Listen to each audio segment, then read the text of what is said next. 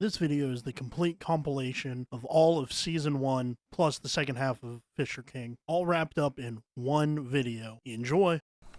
Criminal Minds is a show that displays the work of the elite BAU team of profilers that use psychology and sociology to catch the serial killer, or unsub as they call it. Do with serial killers? Trust me. We cover the whole spectrum of psychos. Yes, Morgan, the BAU does more than just serial killers, but mainly for the show, it's serial killers. Now, we have to talk about the cast. So, we have this guy, Agent Gideon. Or, wait, no, that's the guy from Homelands. Okay, no. This is Agent Gideon. No, that's Inigo Montoya. Alright, this is Gideon. Now, he's more of the older, more experienced BAU profiler. He was the godfather of profiling. He takes Dr. Spencer Reed under his wing, tries to give him more confidence throughout the show, and also he's been there, done that, bought the t-shirt, donated to charity. Now, speaking of Dr. Spencer Reed, he's the youngest one on the team. He kind of gets bullied a little bit on the fact that he is a lot younger than all of the other people, but in his character development, he really starts to shine. Now, Derek Morgan, you've already seen from my first clip. He's kind of the beefcake. Now, that's not to say that he's not a good profiler, or he doesn't try to be something that he's not, but a lot of the times he's kicking down doors. Now, next we have Aaron Hotchner, who is, if you were to close your eyes and I would just say the word G-Man, that's who you would see. You would see Aaron Hotchner. He's very well-dressed. He keeps to the standards and practices of the FBI in terms of visual. He does get a lot more character development later on in the series, and he does get to the point where you're like, you really want to root for this guy. Next and last is Elle. Now, Elle, some people say she's annoying. I don't see it that much. I actually really enjoyed her as a character, but I do understand where they're coming from. She's not the best character, but I do really enjoy her back and forth with Reed and Morgan, and she does fit the team really well, but I understand why they got rid of her later on. Now we're going to get into the episode proper. Now, at the very beginning of this episode is perfect. It sets up the universe in such a great way by playing this music that just seems eerie. It just seems like something's wrong and you can't really put your finger on. Then they mess up by playing a really bad metal rendition of I Can Feel You Coming in the Air Tonight, and it feels weird. It doesn't fit. But anyway, this is the girl in question, and she's trying to find a Datsun Z, which, I mean, I get it, they are really nice cars. Anyway, so she meets up with this guy, and turns out he's the unsub. Now we have to find the unsub and also the girl before she gets killed. Next we see Aaron Hotchner and his wife with soon-to-be child. And they're talking about baby names. It's not very important because later on in the episodes, it really doesn't... They come back to it a little bit, but it's not that important. Next we have Agent Gideon as a teacher teaching young students about the behavioral analysis unit, different styles of profiling, and he goes over a very interesting case, the footpath killer. He talks about the footpath killer, about how he figured out who he was, how he talks, why he talks the way he does, and it will become more evident later on in this episode why this is a very important part. Now, next we see Spencer Reed. He walks in, tells him, hey, we've got a case, and FBI wants you. I get it. Again, he's a very smart guy, so that's why he's coming back from an extended medical leave.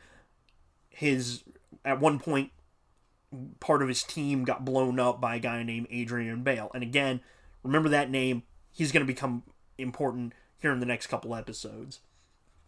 Anyway, so now it's a race against the clock. We've got to figure out who's got this girl, where they've got this girl, and hopefully that she's still alive. Now, let's fast forward just a little bit.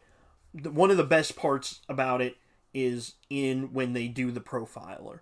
The profile, when they start talking about the profile, they have this green screen effect, and it's really great to kind of get you into the moment where they're not actually showing you the actual killer, but they're showing you a recreation of the killer as he's talking. And it's something that I really miss in the later seasons, but in these first couple of seasons, it's really great to see it.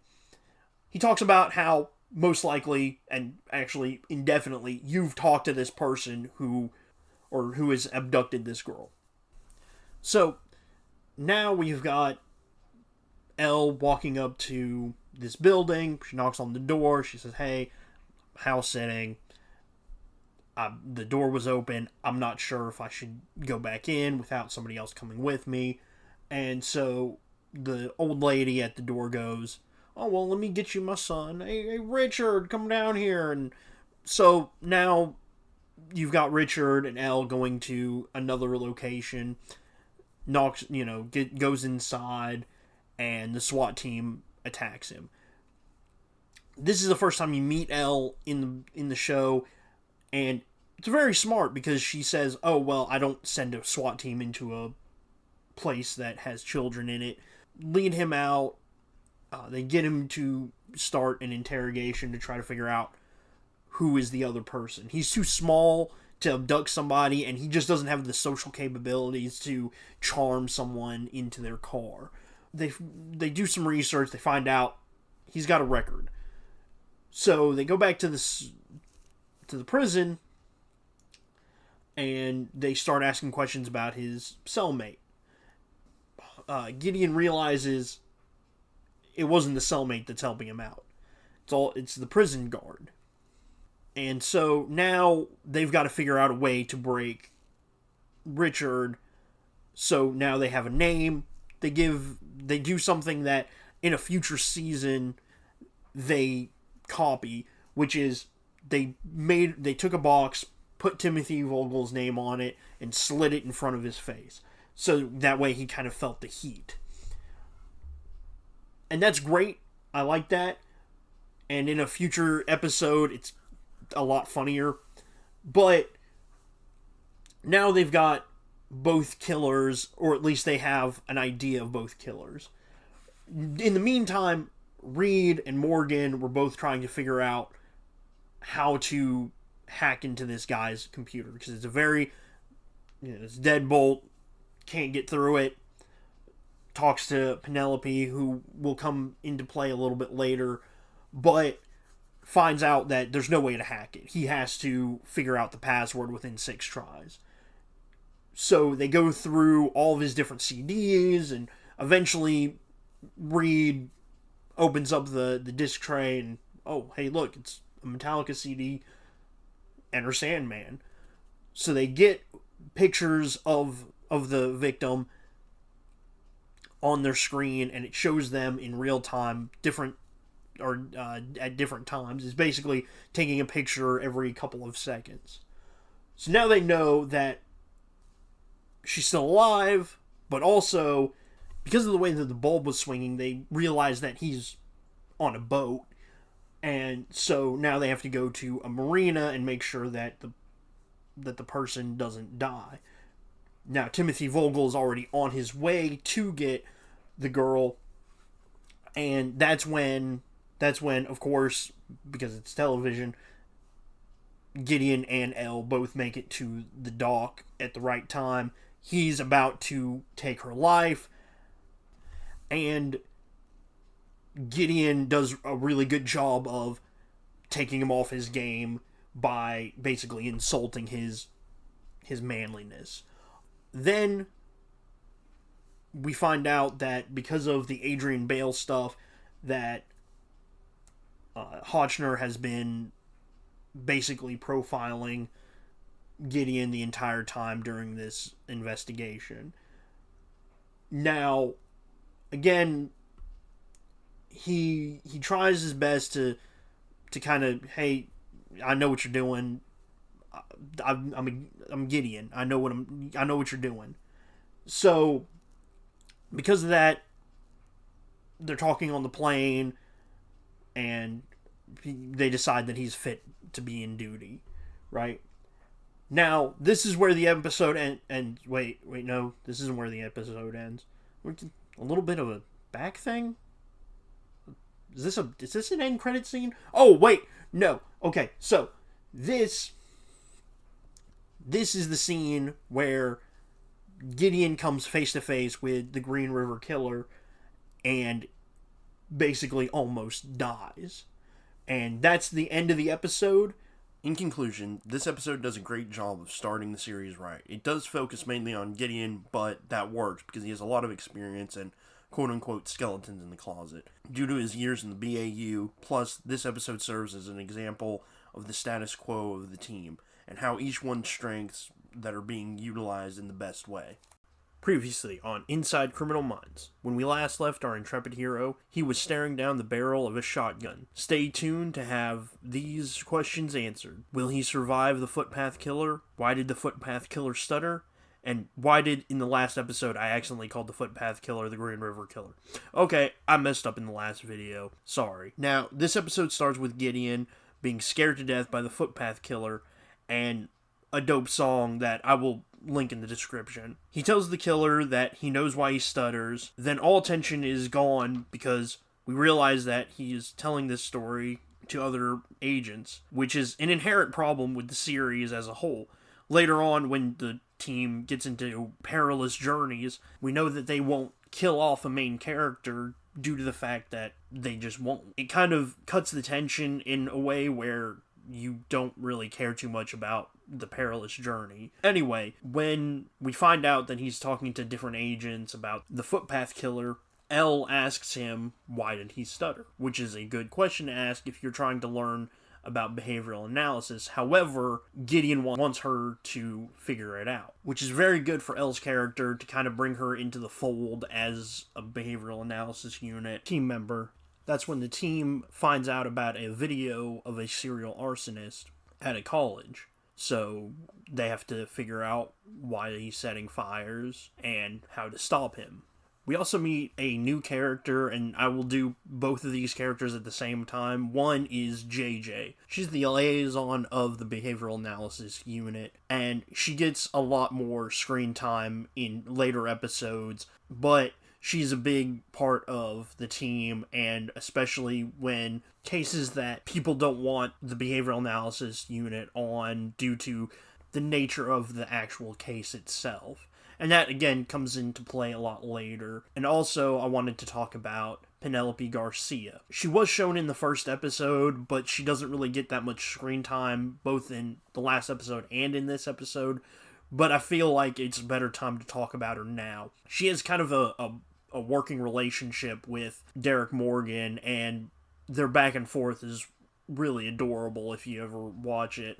Also, Penelope Garcia is basically the tech guru of the team. She's Big Brother that learns all of the different things in the background, does different things, and again, it'll get more complicated later on in the series. Back to the story proper, Reed is playing chess. And Gideon says, I can checkmate you in 3. And Morgan goes, well, you'll start beating him if you start learning. And Reed's like, what do you mean learning? He goes, learning to think outside the box. Which is, again, another theme that goes through this episode of him trying to think outside the box. And it's a really good learning experience for him, and ultimately helps in capturing the unsub. Anyway, so they get onto the plane, and they're talking about statistics on serial arsonists, and mostly this is where Reed comes in and becomes their human Google box.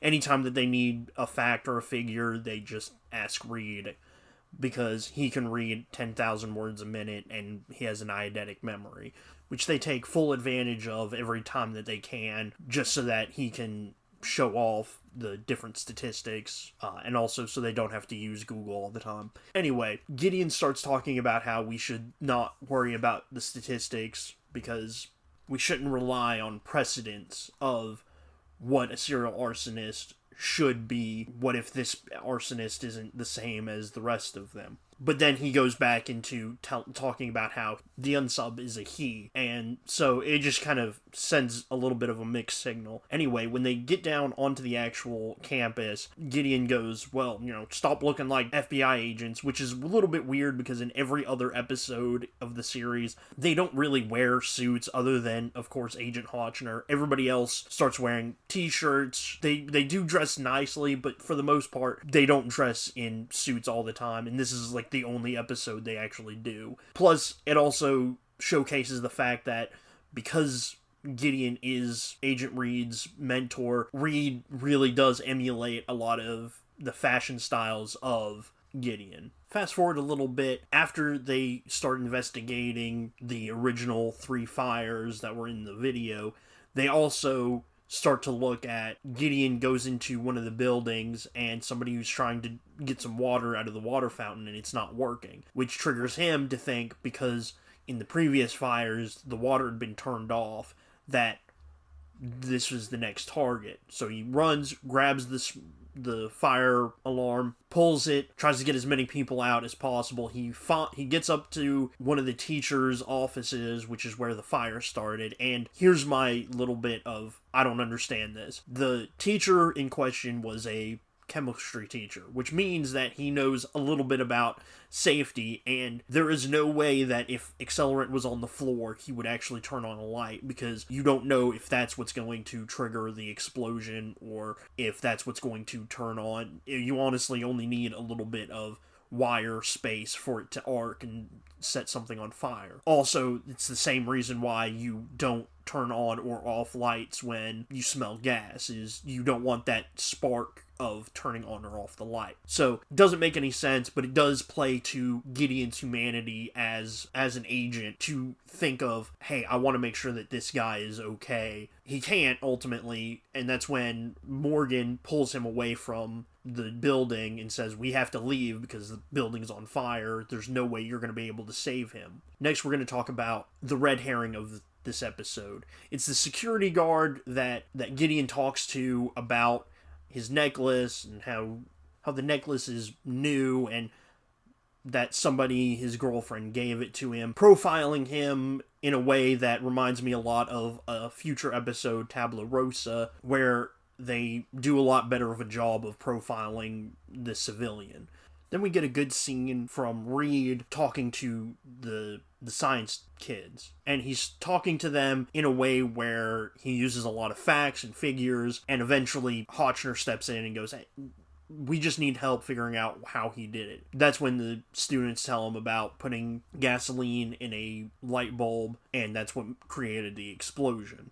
Also, we get a girl that describes how to create a self-igniting Molotov cocktail using certain household objects like sugar. And later on in the episode, they say something that they don't really show, they just say it, and I'll explain that again a little bit later. That's when they get a tip on the line with Penelope Garcia and JJ, who are back at Quantico. I do this for Karen, and that's when both Morgan and Elle decide to interview every Karen that's on campus. That's when the red herring comes back of the security guard, and he talks to Gideon about the 3-body problem, and that's when he turns out that he is actually a homosexual, and that he was going to incur the wrath of God from his ex-girlfriend. That's when it hits Agent Gideon that it's not Karen, it's Caron, a Hebrew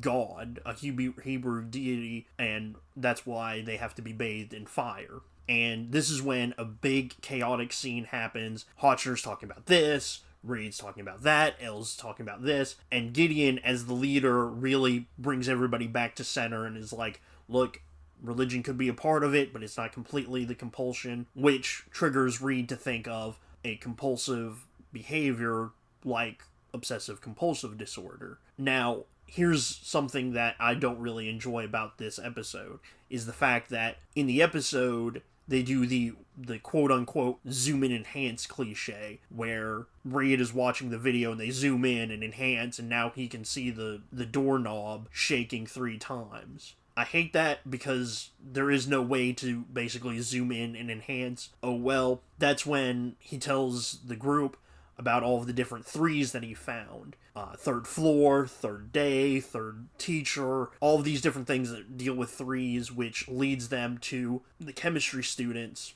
again, and going back to the scene where Reed is talking to the science kids, the unsub is supposedly turning her ring 3 times, and they don't really show that. I wish they did, because also in a future episode, Lo-Fi, where they, again, profile he wasn't really a civilian, but he was a cop. A different agent is telling the cop, you covered your shield when somebody was disrespecting the chain of command. But they don't show that scene, so there's no payoff to that. I wish that they would show that, so that when you watch it over again, you go, oh, you can start to kind of get into the know. Now it's a race against time to try to find this girl and also save whoever she's potentially trying to kill. Eventually, they go back to the science building, which I don't understand why they didn't think the science building 3rd floor to begin with, just because of her obsessive compulsive disorder. That's when Hotchner and Gideon start talking about how they should not try to talk her down. They should just basically shoot first and ask questions later, because she's not in the right mind to actually stop what she's doing. However, Hotchner goes against that and basically tells Gideon that he was buying time, which revolves back into the L problem, which is the entire episode she's been asking people, why did he stutter?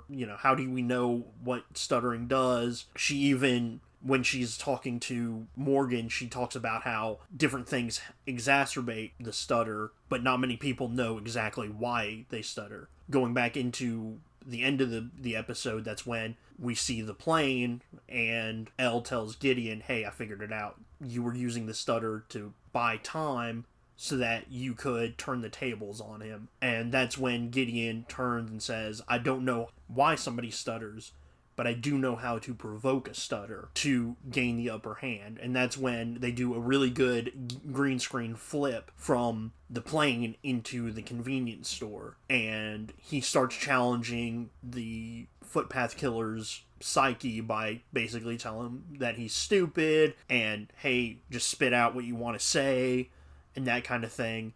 Eventually, he gets the shotgun away from the unsub, and this story also in a future episode has a little bit of merit, and I'll get back into it later on, but that's where the episode ends, is him defeating the footpath killer. So this episode really did a lot for both Reed and Elle, and also Gideon. Gideon as a teacher, you see him basically letting his students figure it out instead of handing it to them, and that really speaks volumes for him as a teacher. Reed learned to think outside the box, and he starts to get better at chess. However, you can't beat the master of Gideon, so he still loses. And again, Elle gets a really good episode in learning how to become part of the behavioral analysis unit. In summary, it was a good sister episode to the previous episode with the footpath killer, and in the next episode we're going to put the nail in the coffin of Adrian Bale, the ghost that's kind of been haunting Gideon since he's came back. Even Morgan has been worried about Gideon and Adrian Bale's contribution to his psyche. Previously on Inside Criminal Minds, Morgan's skepticism for Gideon's return, Hotch's having to profile Gideon for the top brass, and now the thrilling conclusion to the Adrian Bale character arc. So this episode starts with 2 men having an argument about what we later find out is real estate, and that's when a literal bomb goes off. One of the men gets badly injured, whereas the other man gets away relatively unscathed. We then cut to the inside of the BAU. Hotch and Gideon are both discussing this new case, and this is where JJ starts to get her feet wet as being part of the team, being the media liaison for the BAU. She's tracking the news of the explosions, and due to the fact that this unsub is a bomber, Morgan has some second thoughts about going with the team to Florida due to Gideon's failure in Boston, which Hotchner starts to stop Morgan from profiling Gideon because he wants the team to be focused on catching the unsub and not profiling each other, which also in turn makes an unwritten rule of not profiling your teammates. And on the plane, they decide to use a trope that I'm not very happy about. They start talking about bombers, and each character adds their 2 cents to bombers, and it makes no sense because if all of these people are experts in the behavioral analysis unit, why do they need to keep telling each other how to profile bombers? And that's when we cut to them going to the previous crime scene by doing a green screen fade into the crime scene. And again, they start putting out facts and figures about bombers, and they assume since the only person to live from one of these bombs is the one who was badly injured and in the hospital, they believe that he is the unsub. So they get a warrant and go over to the guy's house. In the meanwhile, Garcia shows up with Morgan to look at the bomb fragments. And in this episode, they use Garcia's inexperience to teach us how they use bomb fragments to create a bomb and profile the bomb from what the bomb is made out of, how it's made, and other things. And in this episode, it really shows the chemistry between Garcia and Morgan. In the process of searching the house, they find bomb-making materials and the anarchist cookbook in the garage with bomb-making materials, such as pipes. And that's when Gideon talks to the victim and determines that he is not the unsub due to his answers to the question, which really shows his skill of not only profiling the bad guys, he's also good at profiling civilians. Going back to the house, Elle finds a picture of their nephew and determines that the nephew most likely was blowing things up, and that's why they had the bomb making materials, showing her that she is a pretty effective profiler and is learning how to be better as a profiler. And next we see Garcia playing Tetris while talking to Morgan rebuilding the bomb. Morgan finishes the bomb, except for he's missing 1 or 2 extra pieces. And so Garcia uses her knowledge of Tetris to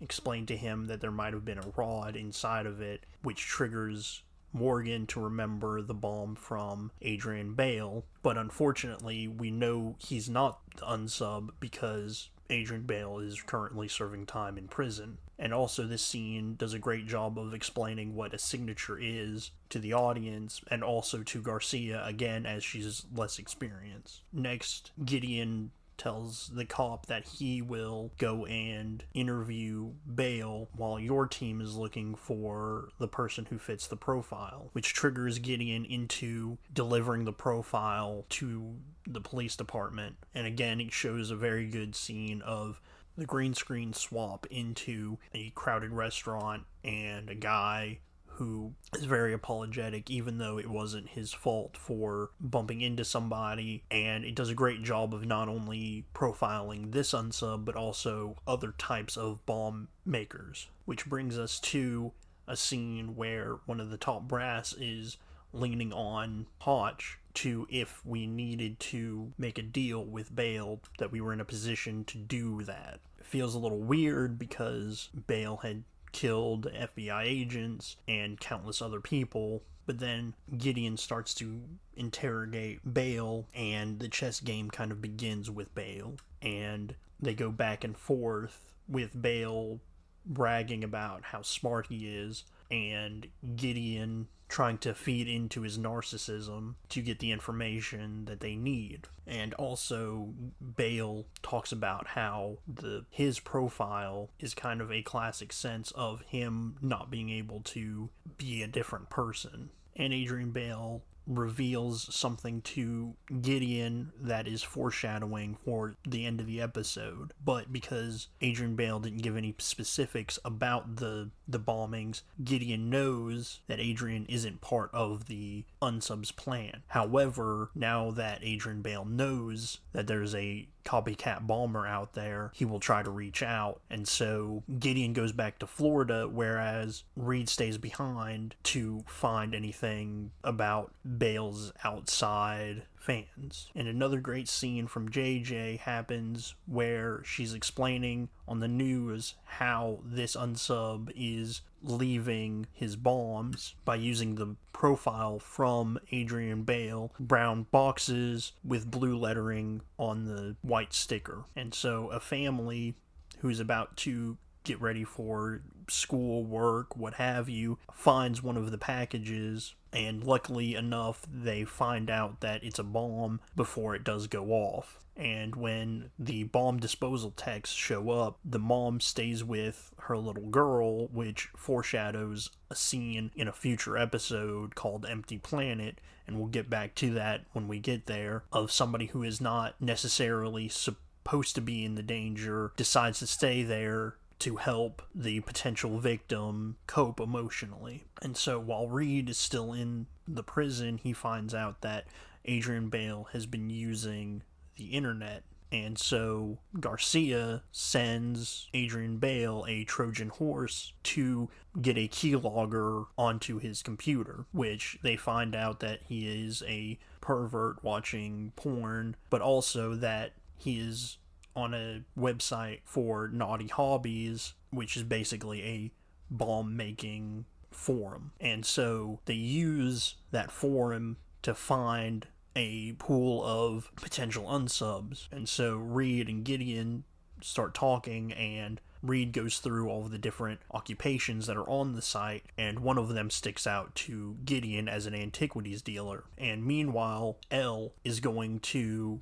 a guy named David Walker's house due to the fact that he is an antiquities dealer who was talking to one of the victims about, but as soon as Elle shows up and gets talking to the wife, Hotchner calls and tells her that Walker is the unsub due to the previous scene with Reed and Gideon. And this is where Elle gets her first real big trauma in the story. She does start to get more traumatic scenes later on in the series. And again, we'll get to that when we get to it. This is when Hotchner shows up and they take a look at Walker's workshop and find not only bomb-making materials, but also a shrine to Gideon's failure, but also Adrian Bale. And this is when they find out the motive of Walker was to shut up somebody who could potentially out him as a forger, and he would go to prison for years forging things like documents, coins, especially since they find electroplating materials in his workshop. Next, we have a guy showing up to the police station with a bomb vest on. He says that the unsub sent him in here and is now needing to get certain things as a ransom, and then he will defuse the bomb for the FBI. Unfortunately, they can't give him what he wants, so because Walker has threatened to blow up this victim if he leaves the police precinct, they know that the unsub has to be somewhere in the buildings around it. After bringing the SWAT team and a sniper, they find out where he's located at, and Hotch and Elle both go to infiltrate. As they're interrogating Walker, Morgan finds an email from Adrian Bale to David Walker saying that if they find you, don't let them keep you, which triggers Gideon to think that Walker will blow everybody up, and in true Hollywood fashion, Gideon calls Hotchner with enough time to get everybody out, but now nobody can defuse this bomb except for Adrian Bale.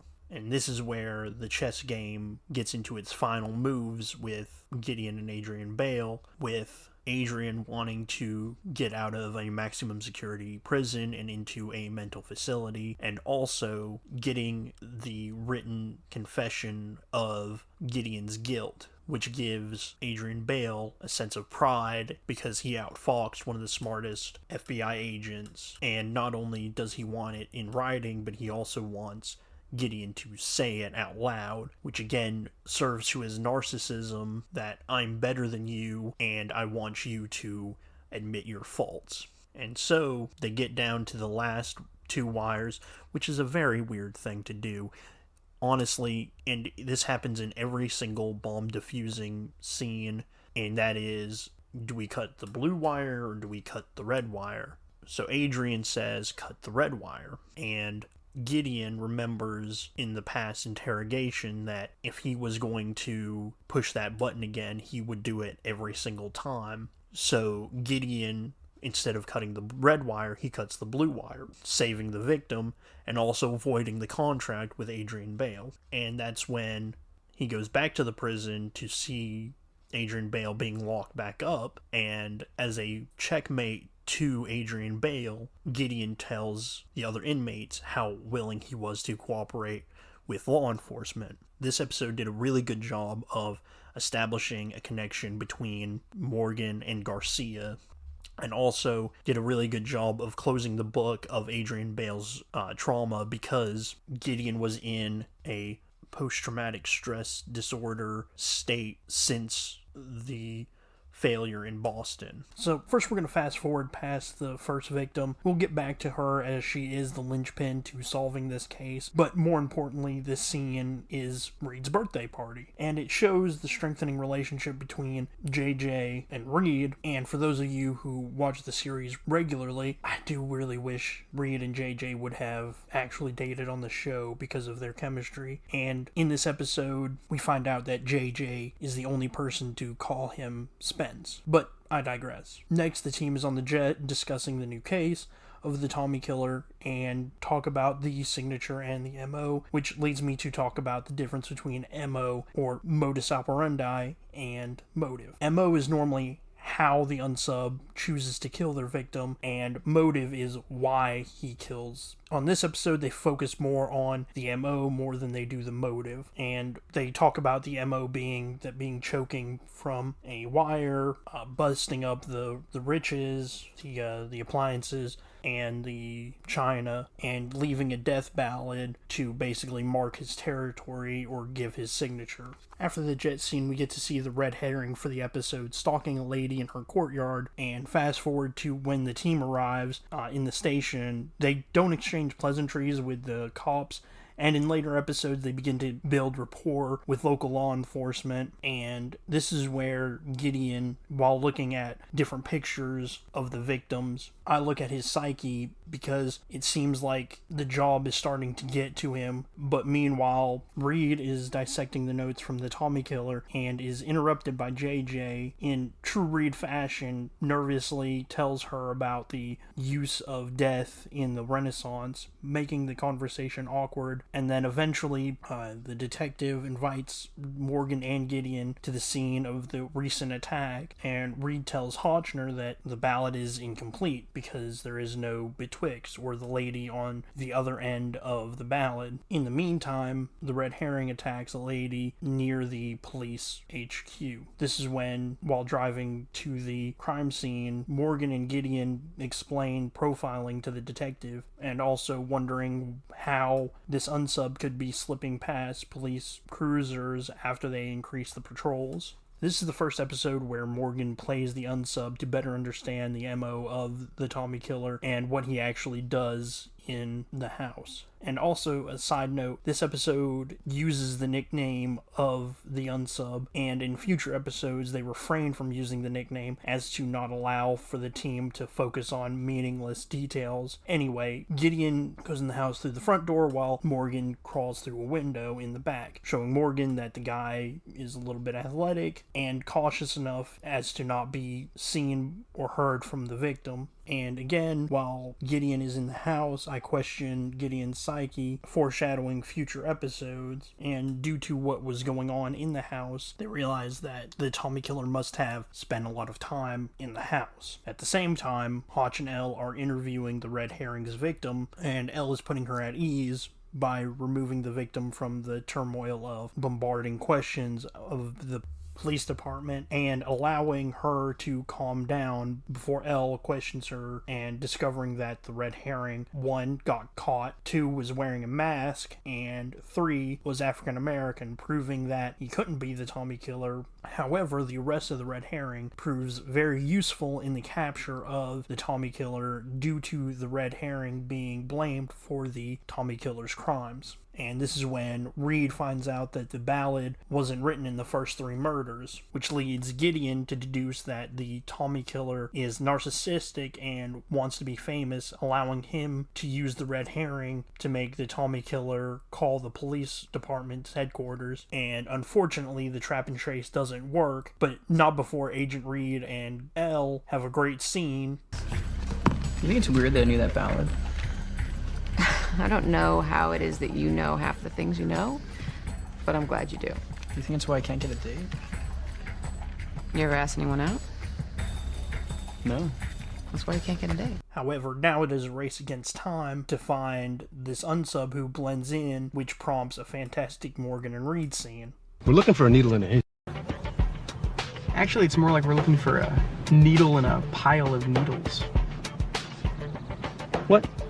A needle would stand out in a haystack. And in this episode, we find out that Gideon is a fan of birds and doesn't really show up again until later episodes, but it does help Gideon figure out who this unsub is. And also it prompts Gideon to recheck the victim and how she was posed towards the power lines. This with the fact that they couldn't trap and trace the Tommy Killer due to the call being rerouted through 25 different substations. They finally figure out that he is a phone tech, and also they figure out his name, which gets Reed and Morgan to the dispatch center in order to find who the Tommy Killer is working with, leading them to the neighborhood of the next victim's house, where Gideon, Hotch, Elle, and all of the police department decide to scour the place looking for potential victims. This is where Gideon finds a screaming, crying baby and a tool belt, signifying that the Tommy Killer is most likely in the house. So Gideon goes upstairs, and unfortunately for him, there was a creaking board underneath him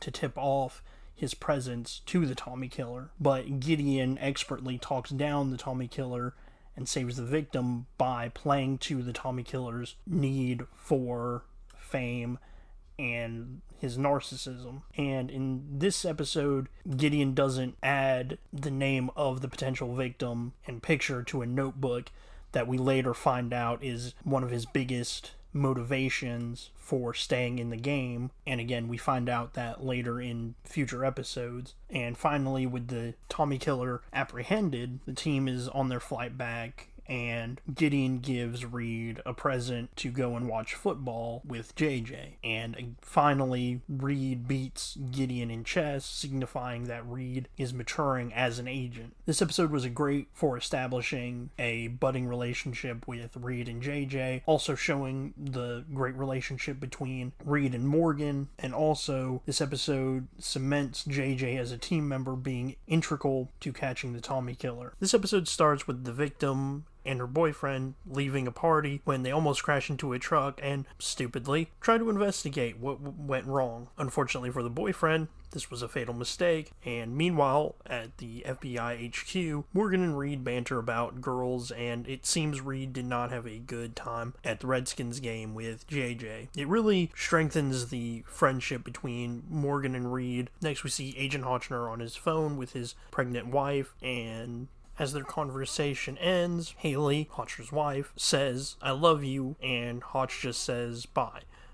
Spoiler alert, this foreshadows a future altercation where Haley leaves Hotchner in a future episode due to the fact that Hotchner is more in love with the job than he is with Haley. Then we get a scene where everybody goes to the round table office and inspect the letters that the victim wrote herself, comparing the handwriting that makes no sense, because if you look at it, you can see clearly that it's definitely her handwriting. It doesn't even look like somebody's trying to forge that handwriting. Anyway, now that they're on the plane, they explain the father of the victim as a powerful lawyer with frequent death threats, increasing the suspect pool, and they also discuss the fact that the victim, Patricia, has a twin sister named Cheryl. They sweep the house for bugs and pre-vetted everyone in the father's staff, which leads me to one of my favorite scenes in this episode, and you'll have to wait to the end to find out why. And when the BAU make it to the house, we have Spencer Reed trying to comfort the father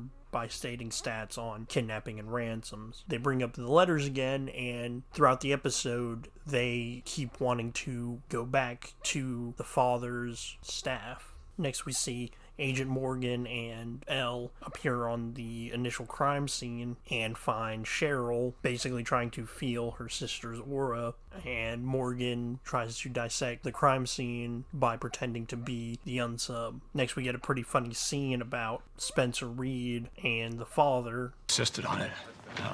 The protective detail rankled when they hit puberty, and I was sure that they would refuse their bodyguards when they left for college. Excuse me, can you actually read that fast? Our conscious minds can process 16 bits of information per second. Our unconscious, however, can process 11 million. Yes, I can actually read this fast. In this episode, they have other FBI agents other than the BAU, one of them being Agent Schreier, which near the time of the call, he leaves, which is interesting. Anyways, we get a funny scene with Reed and Morgan. Physiological pain. And you believe it? No, I'm just saying it's possible. I don't know everything. I mean, despite the fact that you think that I do. I never said that. When have I ever said that? Every day since I met you. This morning at breakfast. Yesterday when he beat you at cards. Right before the call of the unsub. And at first, the father starts talking to the unsub. However, the unsub pulls a 180 and demands to hear Cheryl. And the BAU tries to pull a fast one and use Elle to no avail. They finally get Cheryl on the phone to talk to the unsub, and it starts a cat and mouse game with him. Elle also does a very good job of prepping Cheryl how to talk to him. And during the phone call, we find out that Patricia isn't blindfolded, which means she basically has a death sentence even if the unsub gets the money. And even though Garcia isn't in the episode, they cannot trace the phone because it's a burner phone, and also she is sedated, which makes sense because in the first scene the unsub used a pickup truck. It would be very difficult to kidnap somebody in a truck due to the cab being so big and also the cabin of the truck being so small. And also, speaking of the first scene, why didn't they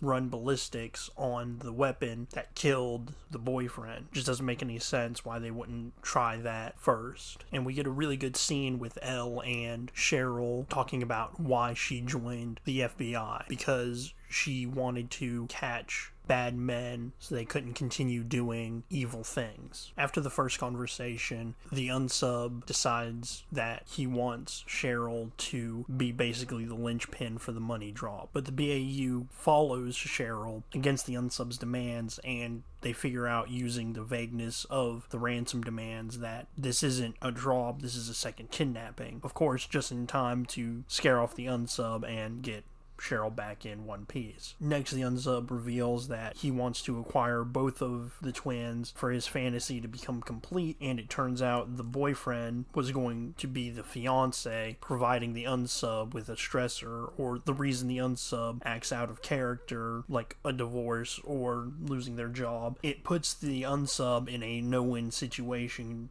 forcing them to act. The BAU applies pressure by repeatedly hanging up the phone and trying to tell the unsub that it's the wrong number, and it's a great scene with Gideon using the unsub psychology against him, but the family fears for Patricia's life, and not for nothing, I would have freaked out as well if the FBI was antagonizing someone who had a member of my family. After that, Gideon tries to explain to the father why he did what he did, and this scene is why Gideon is one of the best profilers on the team. Next, we get a scene where the unsub profiles the team, but gets a lot of it wrong, like the fact that Reed is autistic and Morgan is just a beefcake. This prompts the team to take Cheryl to a safe house, which makes sense to move him away from the house, which most likely this unsub understands. But remember that first scene, my favorite scene in the episode, when they sweep the house and found no bugs? Well, in that scene, they bring the FBI's listening devices, and with it, a bug, and also Agent Schreier, who has been missing every single time that the unsub has been calling, reveals that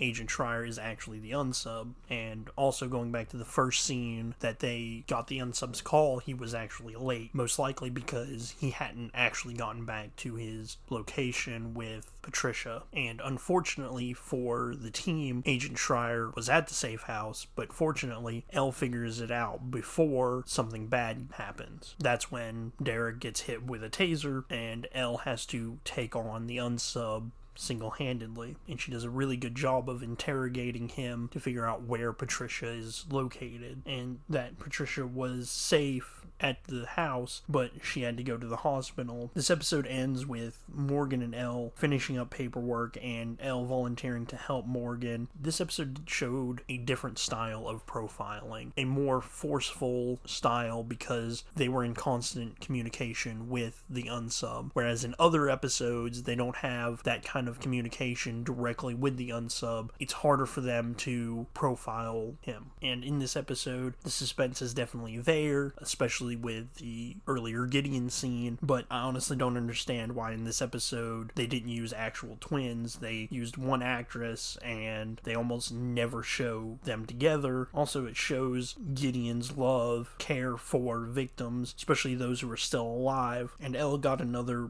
smaller trauma while figuring out the unsub, but she's also becoming more confident in the BAU by bringing up her own theories, her own thoughts. She's really getting into the role of being a profiler. And also in this episode, you get the rare unsub that is part of the police department or the FBI. You don't really see it that often, especially in this series. So first we have to know what LDSK stands for, which is long distance serial killer. And in the episode, they explain how the FBI doesn't have a very good track record with snipers, and that's why they use LDSK. Anyway, the beginning of the episode is great. It shows a park, and this is very interesting because the killer's shots aren't being shown. They use Reed's shots when he's doing target practice, and they do this flip multiple times during this first part of the episode. And the theme in this episode is that Reed is deficient with firearms, and Hotch is helping Reed qualify to carry a gun, which prompts Hotch to say that you don't need to carry a gun to kill someone. This scene also shows that Hotchner carries two guns with him at all times, one in his normal holster and the other one on his leg, which in a future episode they use, and also Morgan uses it in another episode. And before I go any further, I just want to point out that it is impossible to hit anything with those sights. Like, look at the sight. Look at the sight picture. That circle is basically just a suggestion on where the bullet possibly will land. Sorry, it's always bothered me. Next, we see the FBI HQ as they discuss Reed not qualifying and how the team should be sensitive. And then when Reed shows up, Morgan gives him a whistle in case Reed gets into any trouble. Again, showing the friendship and friendly banter of Morgan and Reed. Next, they go over the case and reveal that they've never caught an LDSK using the profile, which raises the stakes. And of course, this unsub is using a type of ammo that cannot be used for ballistics. However, there's a victim who sells a bullet lodged into their spine, but could ultimately paralyze them. As they're on the plane, talking about the killer, they theorize why he doesn't just shoot for the head if he lacks the skill or if he injures them on purpose. When they land, they arrive at the scene of the most recent crime, and due to a handicap space that is far from the main building, they believe that the shooter chose this spot for ample visibility and ability to gauge the wind speed and direction due to the flag. And in the meantime, Gideon goes to the hospital to talk with the surgeon for potentially getting the bullet out of the victim, because if they know what kind of rifle style, they'll better understand the killer's MO. And Dr. Landman is very cocky and extremely arrogant, showing signs of narcissistic personality disorder. Then they theorize why he is killing a specific time, indicating he may have knowledge of police procedures, making them focus on cops as the shooter. I also like the fact that they use JJ's lack of profiling skills to exposit data to the audience instead of using experts in their field to discuss what they should already know. And good news, the surgeon extracts the bullet and the patient is not going to be paralyzed. Then we get a good scene with Morgan and Garcia flirting, and then they talk about the geographic profile or the crime scene locations to figure out the unsub's quote-unquote comfort zone. And unfortunately, because they don't have enough points, they can't get a thorough and accurate profile. Meanwhile, Reed is talking about jurisdiction lines to almost assure the audience that we're looking for a cop or a former cop. And thanks to the rifle that they're using, they conclude that the unsub underkills because he is sadistic. But just as they said that they don't have enough crime scenes to get a good geographical profile, the very next scene is another crime scene. After that, they give the profile with a warning to the cops that if they leak the profile could potentially add to the killings. But they get into the profile by stating he's paranoid and narcissistic, blaming others for his shortcomings, and never without a weapon, and tells the cop possibly the shooter is or was a cop. In the next scene, they decide to reenact the shooting at the park to try to get inside the shooter's head, but also possibly getting one of the bystanders to see if they saw something. And we get a very great scene with Reed and Gideon. You're not worried about how you look? Hotch told me that when he came to the BAU, you told him he didn't need a gun to kill somebody. Well, the only truly effective weapon we have is our ability to do the one thing they can't. Which is what? Empathize. They dehumanize their victims, we humanize the killers. You're just saying that to convince me I don't need to carry a gun. I don't care you carry a gun or not. Deadliest weapon we have is a thorough and accurate profile. Of course you believe that. Footpath killer, he had a shotgun to the back of my head. I'm here, he's not. Which brings the trauma of the footpath killer back to the forefront of Gideon's mind. Once they start reenacting the shooting, the news reports on the profile, which is extremely dangerous because it could lead the unsub to killing more and also more frequently. And then, after detaining the news anchor, they get his source's cell phone number. And unfortunately, it turns out that the guy playing the unsub in the reenactment is actually the unsub. Oh no. They smoke him out and arrest him, but that doesn't go too well when the unsub kills the cop in cold blood. But this shows the team that the unsub's ego won't allow someone to take credit for his work. And this is when Garcia nails the geographic profile and they find out that the killings happen around the hospitals, which implicates Dr. Landman as the unsub. And of course, this is a red herring. Then we see, it's Lassie. Oh, hey Lassie, glad to see you. Then they talk to a nurse to try to figure out who the killer is. And, oh no, Lassie's the unsub. They find out that Philip Dowd, or the guy I called Lassie because of Psych, is the unsub. This starts an ingenious way to take over the ER. What's also interesting is that he empties half, if not most of his clip into the electrical box to turn off the power, which is a great way to show force, but also an easier way to do it would be just to turn off the main breaker. And with Hotch being such a gun nut, he should have noticed that and factored that into the way he stops this unsub. Just something to think about. And Hotch uses the profile expertly to gain the trust of the unsub. Also, there's a great scene that foreshadows another scene in another episode where the unsub tells Hotch that he is a one sick dude, and Ultimately, they fool the unsub into allowing Hotch to kick Reed until Reed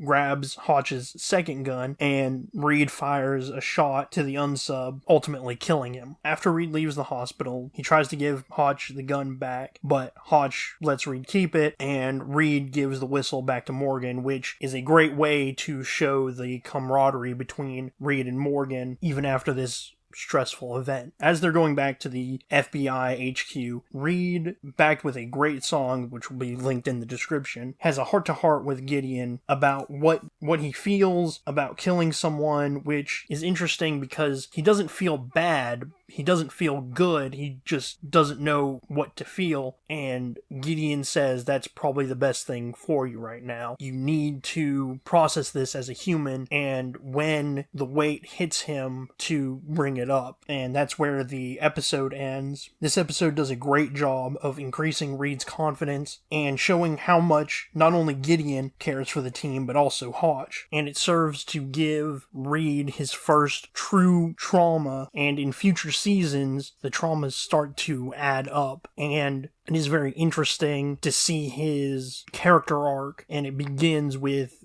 this trauma. Next week, the Fox, who is a family annihilator, which in a future episode, the team gets help from him, a la The Silence of the Lambs. This episode begins with a family getting ready for bed, and they do a little bit of a bait and switch to falsely heighten the tension. Unfortunately, it's the father and son just messing around before bedtime. They show the kids calling the dog, which is important in the future, but we fast forward into the BAU headquarters, and we see Hotchner's new child, Jack, which becomes Hotch's biggest motivation to continue working for the FBI. But that happens in the future. Next, the team discusses the case, and Gideon forces Reed to go on an interview with the Miller's father, Solo, which speaks to Gideon as a leader and furthers Reed's confidence. Now, in this episode, the unsub is what is classified as an organized serial killer, and I haven't really talked that much about the difference between an organized serial killer and a disorganized serial killer. Organized serial killers, like the Tommy killer in a previous episode, typically bring the tools of the murder with him or her and are usually targeting a specific type of victim. For example, they normally would choose somebody with a specific hair color or how they look or their marital status. And they normally use techniques to try to conceal evidence and to evade capture. This does make them harder to catch because they have less evidence. However, it's easier to track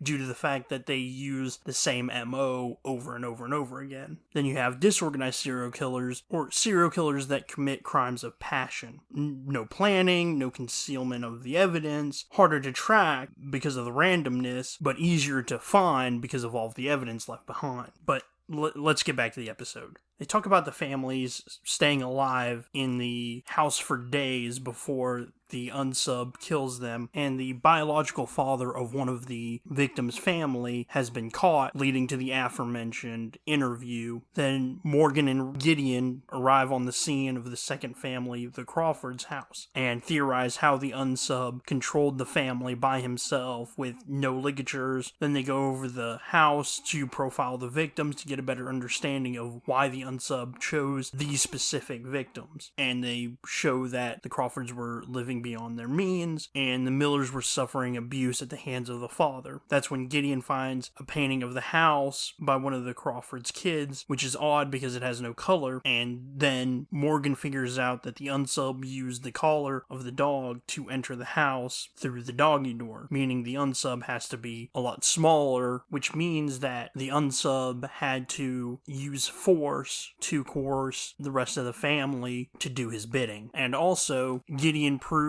through a really great scene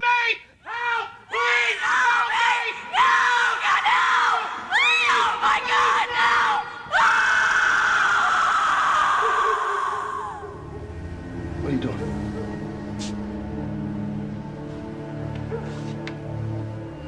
Why didn't anyone hear them scream?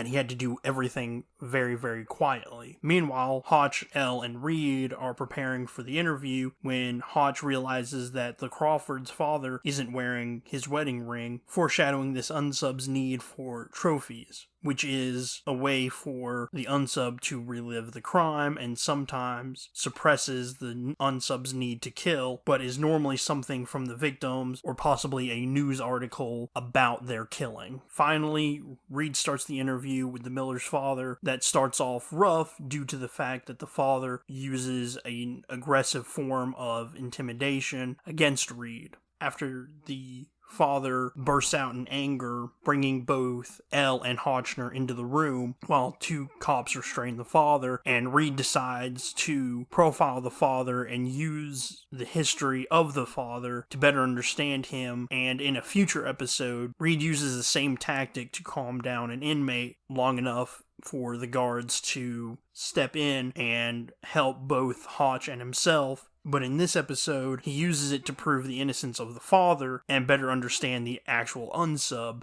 And Reed working under pressure really shows how far he's come from the first episode into this episode. Gideon then provides the profile and how the victims were just about to go on a vacation, giving the unsub plenty of time to live out his fantasy with the victims. While snooping on the Crawfords' finances, they find an address to a guy who has one of Emily's, the daughter's, paintings. Unfortunately, this is a red herring due to the fact that this guy is not organized enough to capture and control families, and turns out that this guy is the Crawford's mother's brother and witnessed the unsub at dinner with the family and gives a piece of information that rules out the Miller's father completely due to the fact that he says the unsub had red hair. The next scene shows a new family who is going to be the next victims putting their baby away, and the music that they use is reminiscent of a nursery rhyme gone bad and is extremely eerie and used in another episode where the unsubs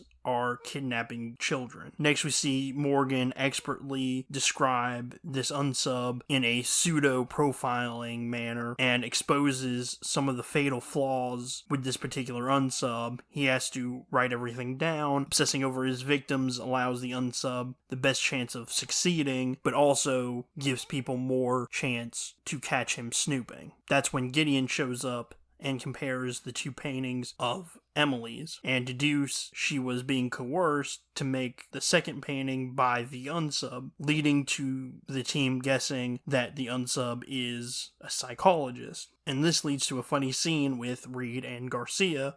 You gotta stop meeting like this, Reed. People will talk, but then talk is cheap. Not when you're talking to a therapist. The Crawfords made 12 weekly payments to the Applewood Family Medical Center. What about the Millers? No, nothing here.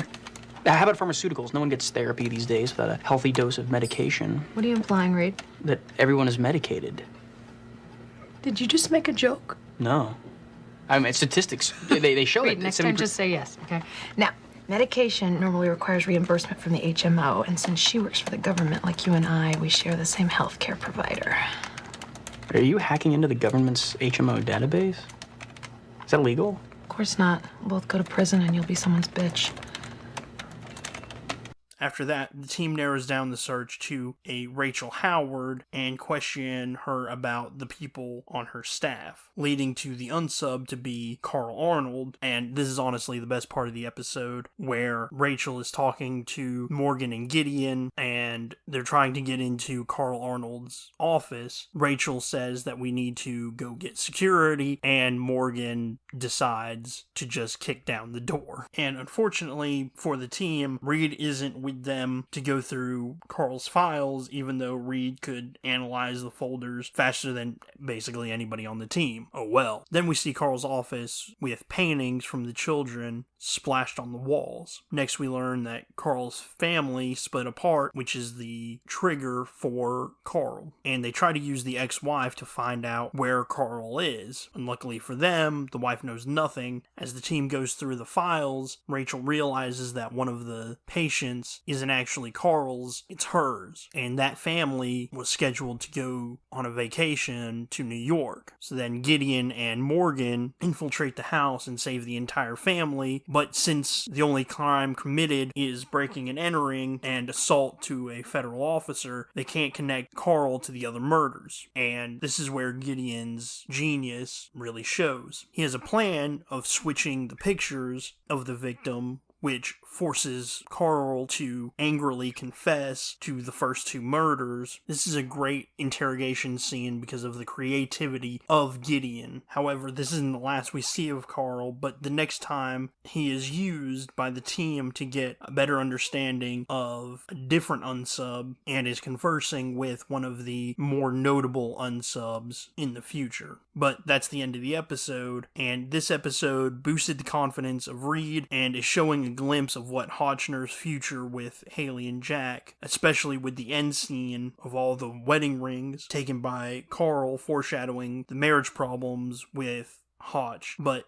this episode furthers Hotch's desire to be more focused on the job than he is with his family, and finally shows how manipulative Gideon can be during interrogation, which does come up again later in this season. This episode starts with a bar filled with shady characters when one character bumps into a Fed and quickly tries to cover it up by picking a fight with him, using his words, basically trying to cover him as being a criminal. Unfortunately, it doesn't seem to work out, because in the next scene we see the same guy, Jimmy, drop off his friend, later to find out that that friend was marked for death, as Jimmy runs out of the house covered in blood. And the next morning the BAU show up on the scene and they begin to theorize what the killer did to this family. Two members found at the scene, and the third was taken. They determined that the unsub is definitely organized, that tortures the victim, and if you watch my previous episode, you'll find out what the difference between an organized serial killer and a disorganized serial killer. Again, link in the description. And the BAU quickly determines that the mother died first with no torture to basically establish dominance in the house. Next, we see our boy Jimmy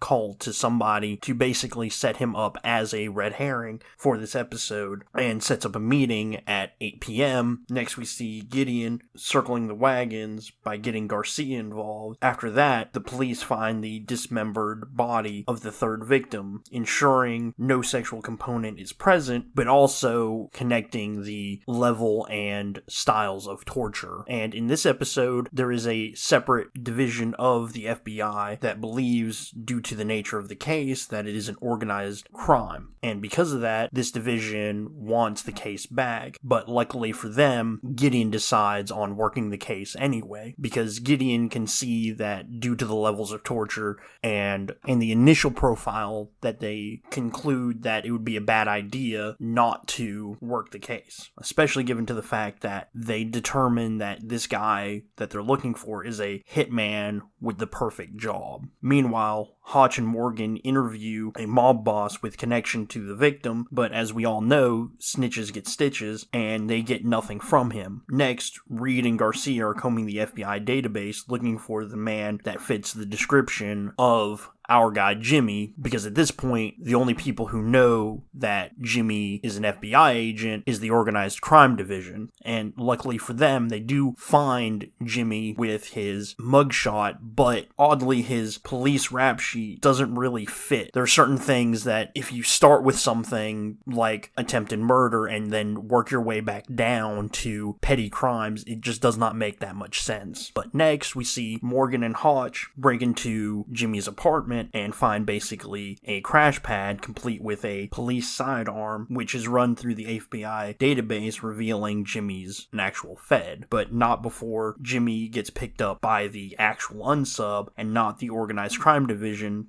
prompting the leader, Agent Kramer, to lash out at Hotch about Jimmy's whereabouts. Unfortunately, no one knows where he is. Now the race is on to find the unsub and Jimmy in one piece. Meanwhile, Garcia has been running crimes back 15 years to find similar cases, and they find over 100 cases that fit the MO of this unsub, which now reveals how squeamish Garcia is around the gore of victims, which is a running theme for her and sometimes gets a pretty good laugh. However, next, Hotch and Morgan go to lean on the mob boss again with much better results by threatening the unsub and forcing the mob boss to call in the unsub, unknowingly helping the FBI. And luckily, when called, the unsub does come out to basically try to kill the mob boss, and in doing so reveals him to the BAU and also being captured at the same time. And this is something that doesn't really happen that often, the unsub getting one over on the team, but this unsub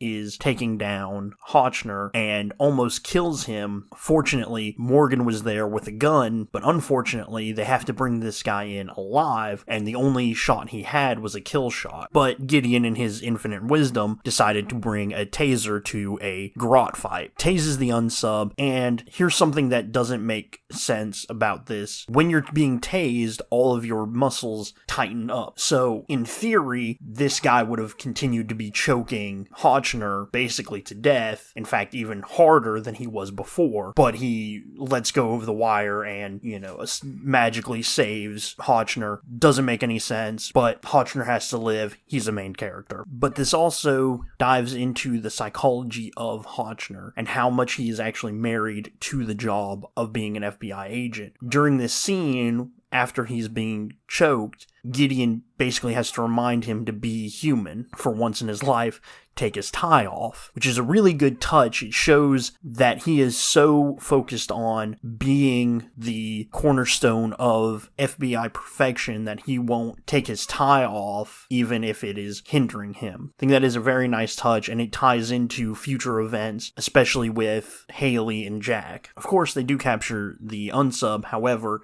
that's only half the battle. The other battle is trying to get somebody who is a paranoid person to trust the BAU enough to tell them where Jimmy is hiding. And before this, when the mob boss was calling the unsub, we do find his name happens to be Vinny. And this is a really great scene. Gideon and Hotchner arguing over interrogation techniques. The fact that Gideon is still wearing a pen and Hotchner takes it off of him, basically to show how scared Hotchner is of the guy who just wrecked him during the capture. And during the interrogation, Hotchner and Morgan are both talking to each other about how Gideon is doing the interrogation. Hotchner thinks that Gideon is being too cavalier with this very dangerous criminal, whereas Morgan sees it as Gideon trying to show this unsub that he is not afraid of him. And this is when we get kind of an insight of Agent Kramer, who basically just wants to either A, make Vinny his friend, or B, turn off the cameras and beat the snot out of him. And that just does not fly with the BAU due to the fact that they know that this person was most likely being abused as a child and does not trust anybody and will be able to take the beatings, and now you've got nothing to leverage. Next, Gideon basically plays a Hail Mary by talking about this unsub's ability to not perform in the bedroom, and that really angers the unsub, but also shows Gideon a glimpse of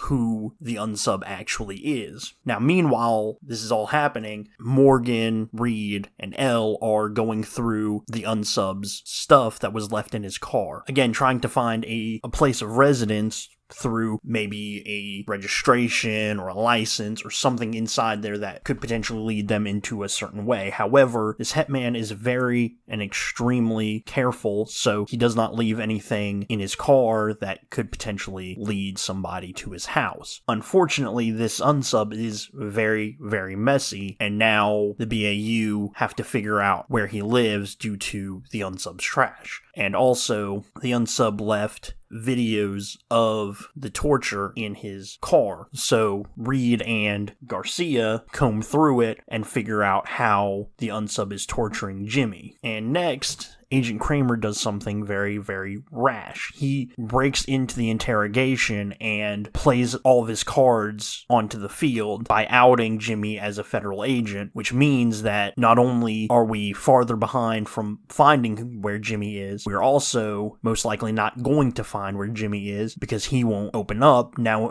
knowing that Jimmy is an actual Fed. But of course, Gideon stops interrogating to reprimand Agent Kramer for what he did, leading to a very good scene where Kramer shows his emotional side because it was his fault that Jimmy did not just come in earlier, and Kramer told Jimmy to basically just stay tough, wait it out, we'll come back for you at 8 o'clock, which is very emotional for Kramer that basically it's his fault that one of his guys is now being tortured. So while Elle and Morgan are going through the trash, they find a pizza box, prompting them to think, well, where do you always get your pizza? In your neighborhood, which then makes them focus on a certain suburb in that community. And thankfully, they find out who's been covering Vinny's tracks. It was Vinny's father, so that nothing was in Vinny's name, making him a very hard person to find, even in the modern day. Next, we get an exceptional scene with Hotchner and the unsub. You were just responding to what you learned, Vincent. When you grow up in an environment like that, an extremely abusive, violent household, it's not surprising that some people grow up to become killers.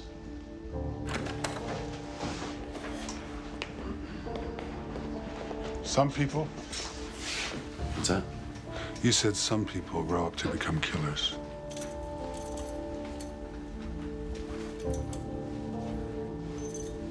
And some people grow up to catch them. Showing us, the viewers, that he is no longer afraid of this unsub, but also revealing a dark past of Hotchner, alluding to Hotchner being abused as a child. But after they find all of the different pieces and fit them all together, they find out where Jimmy is being held, and of course, the BAU find Jimmy with enough time to stop the torture and save him, which ends the episode. This episode really dived deep into Hotchner's psychology and how he deals with trauma, and also it shows his love of the FBI and the standards and practices of the FBI, which in later seasons we find out that he will bend the rules here and there to accommodate a better goal. And of course, the scene with Hotchner and the unsub talking about his past really shed some light on how Hotchner became who he is. Unfortunately, it is the last time we do talk about it. It doesn't really come up later on in the series, but it is interesting to see him as a human being and not just a guy with a suit saving the world. Today's episode begins with JJ discussing Elle with Hotch, as Elle is doing a custodial interview with a serial killer by herself, which this really shows Elle's journey from barely making it onto the BAU team to being a lot more independent and doing interviews solo. In the next scene, we learn the backstory of everyone on the train. One of the biggest problems in this episode, because showing the problems before we actually meet the characters doesn't give us that same emotional reaction when things happen, but since now we know who all the people are, let's do a rundown. So first we have a drunk washout, a pregnant woman, and a businessman with a failing marriage, possibly on the train to kill his ex and commit suicide. Ugh. And finally, a notable psychologist who is taking one of her patients, Ted, to a conference in Dallas. We then see Elle studying the case file for a conclusive interview when Elle calls Gideon for some reassurance and possibly some tips about the interview moving forward. And this scene really does show us, the viewers, that there is no cell service, which is mainly the reason why she called him. And this is also a time where Elle calls Gideon Dad, which is foreshadowing for a future scene. And then we finally get a view of our unsub, who is our first disorganized criminal on the show. If you need to know about organized versus disorganized, go watch my video. It's episode 5, and I go in depth more about what the difference is between a disorganized and an organized serial killer. But we find out that Ted is a schizophrenic who is paranoid about the federal agent on board, but furthering his paranoia, after the train suddenly stops due to a suicide jumper, the security guard stops to talk to Elle, and interestingly, interestingly, we see a character that we didn't get a backstory for that we later learn is Leo, pointing out that the FBI agent and the security guard are whispering, alluding to the fact that he isn't actually going to a conference. He's actually being put away into a different mental institution. Now, knowing that Ted thinks that he's going to be taken away, he decides to act. First, he takes out the security guard and takes his weapon, shooting him in the process. Next, he overpowers Elle, chains her to her seat, and takes her gun. And this is where we get a glimpse of Ted's schizophrenia because nobody else acknowledges Leo talking, which I believe is a very nice touch for the directors. Next, we see the BAU be presented this case due to Ted's condition, and this is a great Google Read moment. Tardive dyskinesia. Once more for those of us without an encyclopedic memory. Severe facial tics, the kind that develop after years of taking antipsychotic medication. And also, Gideon sees Elle giving a personal aspect to this case, which makes it seem like they shouldn't be on the case. They should let somebody else give it a chance. In fact, in a future episode, you learn that there are different teams of BAU, just this is the team that we follow. However, the team does make it to Texas, and right before they get to the actual scene, Gideon, after hearing parts of this unsub's delusion, decides to show a sign of force by letting the sirens ring, honking, trying to get people out of their way, and so on. Basically trying to dominate the crime scene. And when the BAU show up to the train, Gideon states that they shouldn't be looking at the train, basically to show the unsub that the higher authority does not care about the people on the train, but every single person who is in the BAU decides to look at the train anyway. Weird. And also, Garcia is tasked to run facial recognition software against the people on the train to gain some information about them. Unfortunately, that's not how facial recognition really works, because you basically, if you don't have a shot that is straight on with good lighting, you're not going to be able to figure out who those people are. Oh well, movie magic. Anyway, the people on the train figure out that the redhead is pregnant due to the morning sickness, and for some reason the businessman reaches into his briefcase to pull out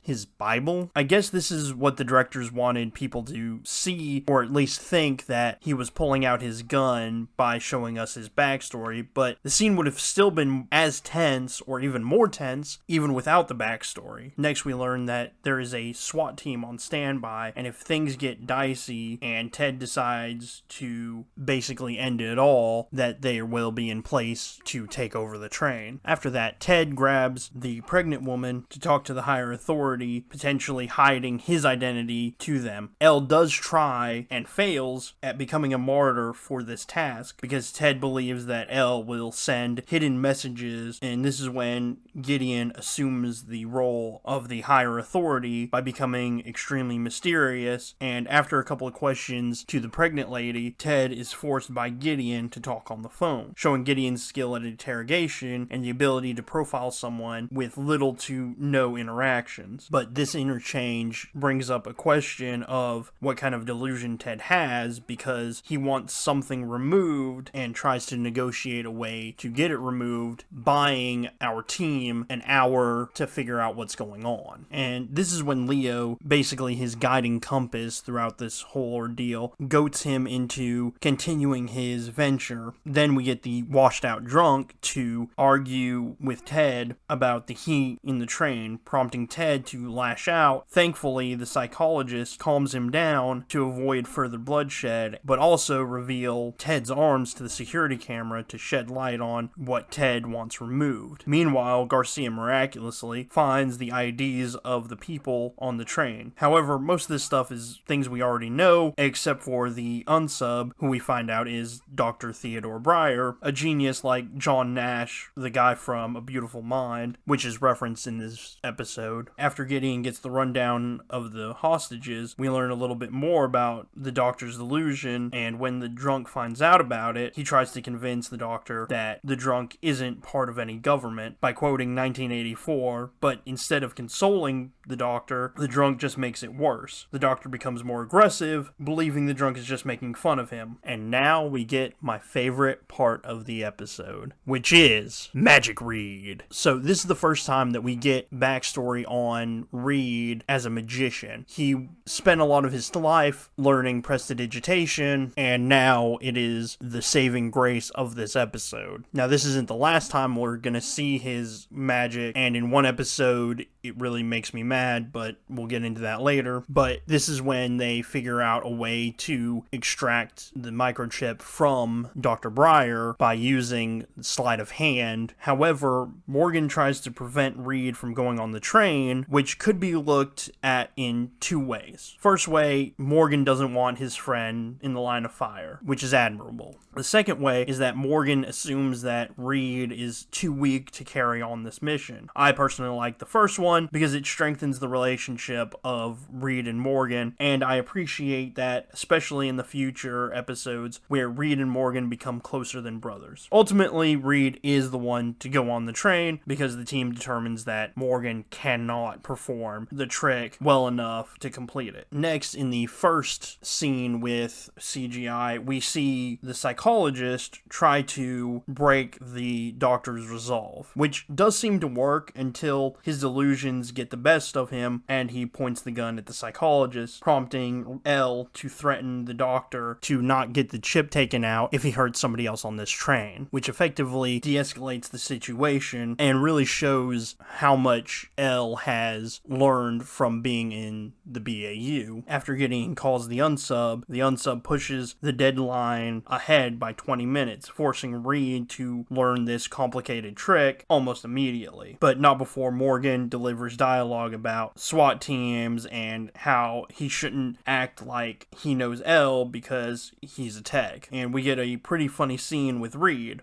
Remember, play into the guy's fantasy, believe it yourself.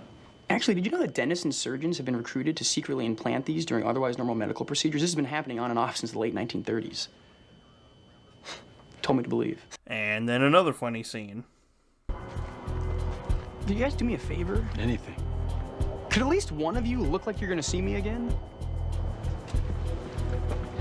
See you when you get back.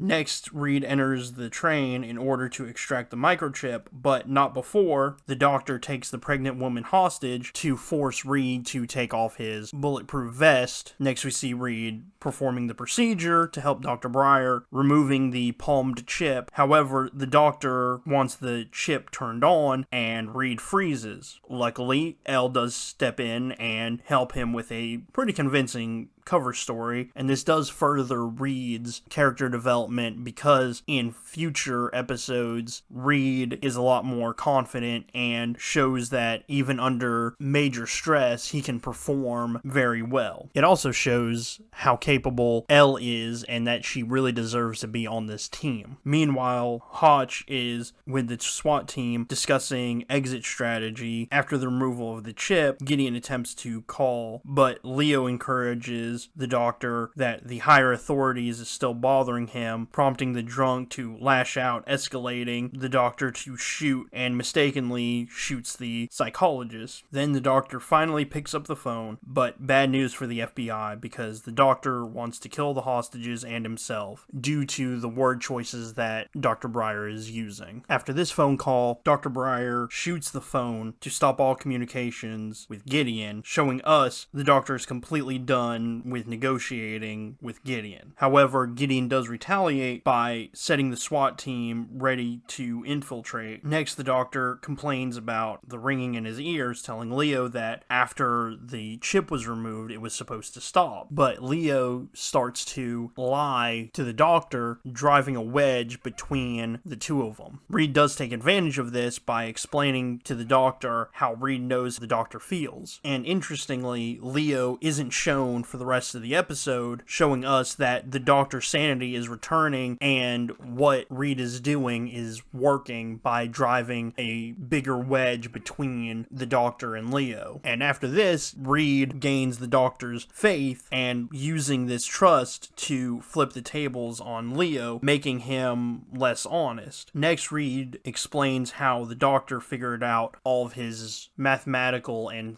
scientific theories, mirroring Reed's fight in his youth, being a genius. This leads us to the second CGI scene, which is notably a lot worse than the first one, because Reed gets turned into a spaghetti monster.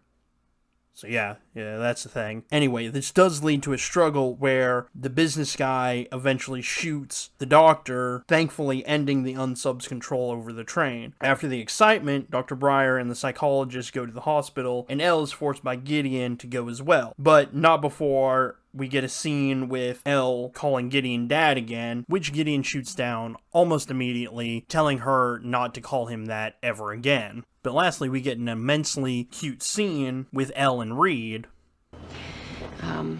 Reed, you probably saved my life in there. Probably? I totally saved your life. And I'm pretty certain that it was caught on tape. You know what you said in there to Breyer? That you know what it's like? The guy was a delusional psychotic. I was playing into his fantasy.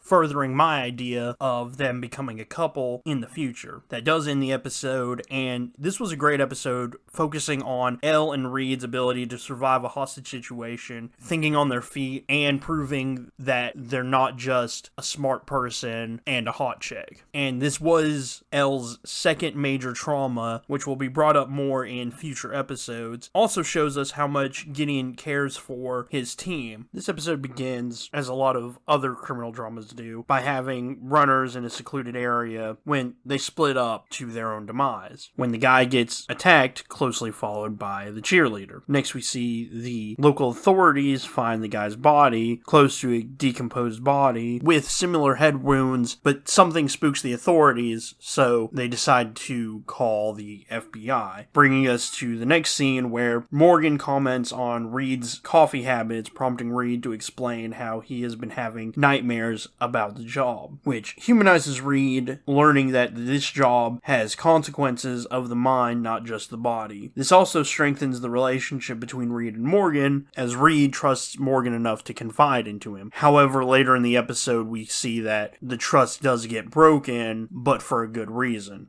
We'll get back to that in just a second. Then the team goes over the new case, alluding to Satanists could be the culprits, which in a future episode, we learn that Morgan is a castaway Christian after certain events happen in his life, but he doesn't bring up his Christianity backstory because when we do learn about it, it is a colossally big deal. Anyway, on the plane, Reed goes over statistics on satanic cults, disproving Satanist killers and their groups. Gideon goes on by talking about how Satanists are kids looking to have a good time. After they land, they immediately go to the crime scene and discuss what they find, which is a pentagram and a sign saying LOD and candle wax. Furthering the satanic theories, then Morgan and Hodge discuss the area with one of the locals, ensuring that it had to be somebody from this area. It couldn't just be somebody who stumbled upon this area. But also insinuating the idea that they didn't do a satanic ritual with the body found, and also that the other body that we found did. And also the fact that the body was found in a high trafficked area, which means that the unsub was not trying to hide, meaning that we are looking for a disorganized killer, and that leans to the idea that it is a satanic cult. Then Reed and Gideon ask the local about secret groups in the area. Unfortunately, the sheriff can't shine a light on secret groups. because they're secret. After that, the mother of the cheerleader throws a fit looking for her daughter because she was running with the victim and hasn't returned home, which means the BAU is looking for a possible kidnap or double homicide. But the BAU profile that it's most likely a group of unsubs due to the nature of the killing and the fact that it's hard to control two physically fit high school students. Gideon then comes up with a plan to use the local community to search the area for the missing girl, mostly to profile the volunteers, but also getting people familiar with the area, knowing what's out of place. And this is when JJ really uses her persuasive attitude to get the sheriff to do as she asks. This is a great way to show JJ's skill as an agent, even though she's not a profiler. Then Reed, JJ, and the sheriff make it back to the town, where luckily the preacher is there and willing to offer help, but the preacher seems shady, possible unsub or red herring. Next, inside the station, Reed is confronted with a weird kid who reads about profiling and philosophy. Man, this episode has been just piling on the red herrings, and really early on too. But this guy is in all of profilers, and also he's the son of the sheriff and a football player. He does hope to inquire Reed for more information, but the sheriff tells him to go get the football players and the cheerleaders to help them at the search. As the search begins, Gideon focuses on one of the girls, and after some background checks of the town people, the Reverend was arrested for embezzlement, and then we find out about a guy named Henry Dent who went away for an assault with a deadly weapon, a lot like the murder weapon in this case, and he is with Elle, and of course he's a red herring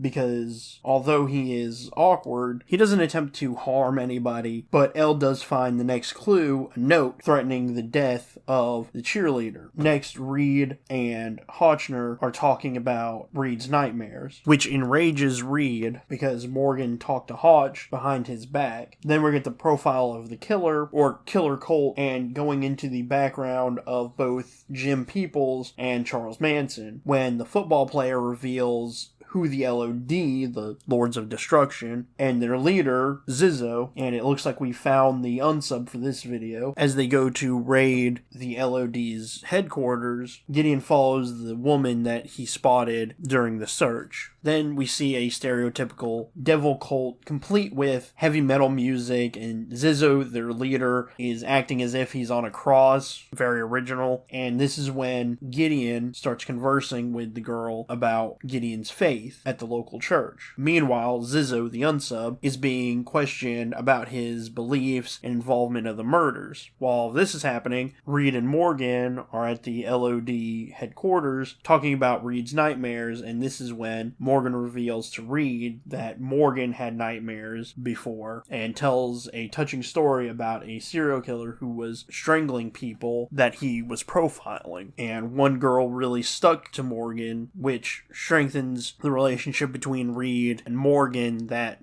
Morgan trusts Reed enough to tell the story. And unfortunately, this story never shows back up. And just before Morgan tells Reed how Gideon helped him, the football player shows up to the LOD headquarters, revealing an outbuilding since he had been there before. Meanwhile, Gideon, talking with the girl, reveals that the older body had been there for a while, and we flash back to Zizzo, who is pressed even more due to the LOD sign. Gideon reveals that the sign and the wax weren't there originally, that someone added it later, clearing Zizzo, but now who is the unsub? After Reed and Morgan sweep the building, Morgan finds the cheerleader's dead body and sends Reed away to talk to the football player. Oh, so he's the bad guy. Okay, because Morgan figures out that the football player is the one who gave them Zizzo and the LOD, and also knew about the outbuilding, and when Reed gets back, a standoff occurs, with Reed being the damsel in distress. Thankfully, Reed distracts the unsub, giving Morgan the time to tackle him and subdue him. The last scene of the episode dives into Reed's problem sleeping, with Gideon telling Reed that it's not who we fight that we should focus on, it's on who we are saving, foreshadowing Gideon's book of people that he saves. This episode did a good job of diving into the humanity of the job and also brings back the ending of LDSK, because this is where Reed finally feels what he was lacking and that Reed is normal for the nightmares. It also does a good job of how distraught Gideon is over the years of doing this job and reveals to the why Gideon continues to do it. This episode starts with a kid singing, and if previous episodes are anything to go on, it doesn't look good for him. Then we see a point of view shot of the killer. Thankfully, Wally, the kid, is taken home before the killer strike in an extremely bloody mess. Next, the team goes over this murder and a previous one with two big differences. One was burglarized and eviscerated, and the other one was not, making them to believe it was two separate unsubs. When Gideon walks in with an injury, so he has to stay at the FBI headquarters, he assures them that this killer is the same one. Once they get to the house, they deduce that two people were there. One a junkie looking for medication, and the other the killer. Elle expertly figures out that Wally could have seen at least one of the unsubs. Unfortunately, they don't know which one when talking to Wally. Also, the mother is standoffish with the FBI's investigation, but Wally complies to Elle's questions. They use the information to narrow down the suspects for the junkie. Gideon is perplexed at the rings of blood on the floor, and Garcia is learning working with Gideon is going to be a pain. And unlike with Elle in a previous episode, Garcia doesn't assert herself and her space due to Gideon's leadership. Get this stuff out of here. Get this out of here. Where's the blueprints of the house? Oh, they're right here on the screen. I don't want the blueprints on the screen. I want something I can hold on. There you go. It's hot in here. Can you fix it? How do you breathe in here? Trying to make it a little cooler in here. Yeah, it's pretty cold, but... You have the autopsy reports? I'm gonna have the sheriff from Harringtonville fax it over as soon as they come in. Got it. They're right here. I'll get the coffee. Thank you. You're welcome. Next, they narrow down the suspect list for the tweaker to be Domino, and hilariously, he thinks that he could outrun Derek Morgan. Of course, he's arrested and interrogated, and Elle uses intimidation to gain the advantage. After that, Morgan questions him further to prove Domino wasn't the killer, which works, but he's still arrested for the robbery. Gideon figures out what the rings are for after eating lunch, and jumping to conclusions that the unsub is drinking blood and or eating body parts. I mean, he is correct, but how does he know the killer isn't just some possible doctor or psychotic collector who is collecting the organs? During the profile, they figure out that the killer is a local or possibly a local who left and came back. And they canvass the funeral of one of the victims and find out Ole Manor was the closest to the profile, and an eyewitness testifies to seeing him and his brother, and go to question them both. Oddly enough, Morgan doesn't try to de-escalate the situation, but it still works. Thankfully, they oblige, and the BAU gets the answers they need and convince the police of Ole's innocence. After that, we see Wally again singing, and it's like the unsub is following him, which is proven when Wally is kidnapped after the killing of the grandma. Hotch says no one heard a scream, however, the sound effects say otherwise. Reed figures out the heart is missing, and Gideon infers that the unsub is getting high on God. You gotta smoke, snort, inject, or swallow. Get in touch with God today. Smoke, snort, inject, or swallow. Did you forget? Let's count the ways. And then it repeats. Right after that. Hey, you can't snort the Lord! And Stowally, whom the unsub believes is an angel. The stomach is giving back to one of the families of the victim, showing remorse for the killing, leading the team to finding the unsub at a church. Of course, Morgan and Elle are at the church that the unsub goes to, and at least they now have him in custody. Unfortunately, Eddie Mays, the unsub, is too psychotic to explain anything to the team, which is a problem due to Wally still being missing. Hotch then talks to his mother, who was the eyewitness who saw Ole Manor, and complies to allow doctors to administer drugs to Eddie. Garcia finds out Eddie was a drug addict and a student of religion. Next, Morgan and Elle search Mrs. May's house and deduce that she destroyed evidence, but by destroying evidence, she creates more. And it doesn't help, she missed a few spots that look like the blood rings we saw before. Hotch then strong-arms the doctor to allow him to interrogate, shows how deeply he cares for the innocent life of the missing child. During the interrogation, Eddie is still not fully lucid, and the questions agitate his already fragile state of mind, and ultimately cannot confess to the atrocities he committed, and also sending him into a psychotic episode, becoming useless to the team. And due to the realization of what he did, Eddie decides to attempt suicide in his cell, showing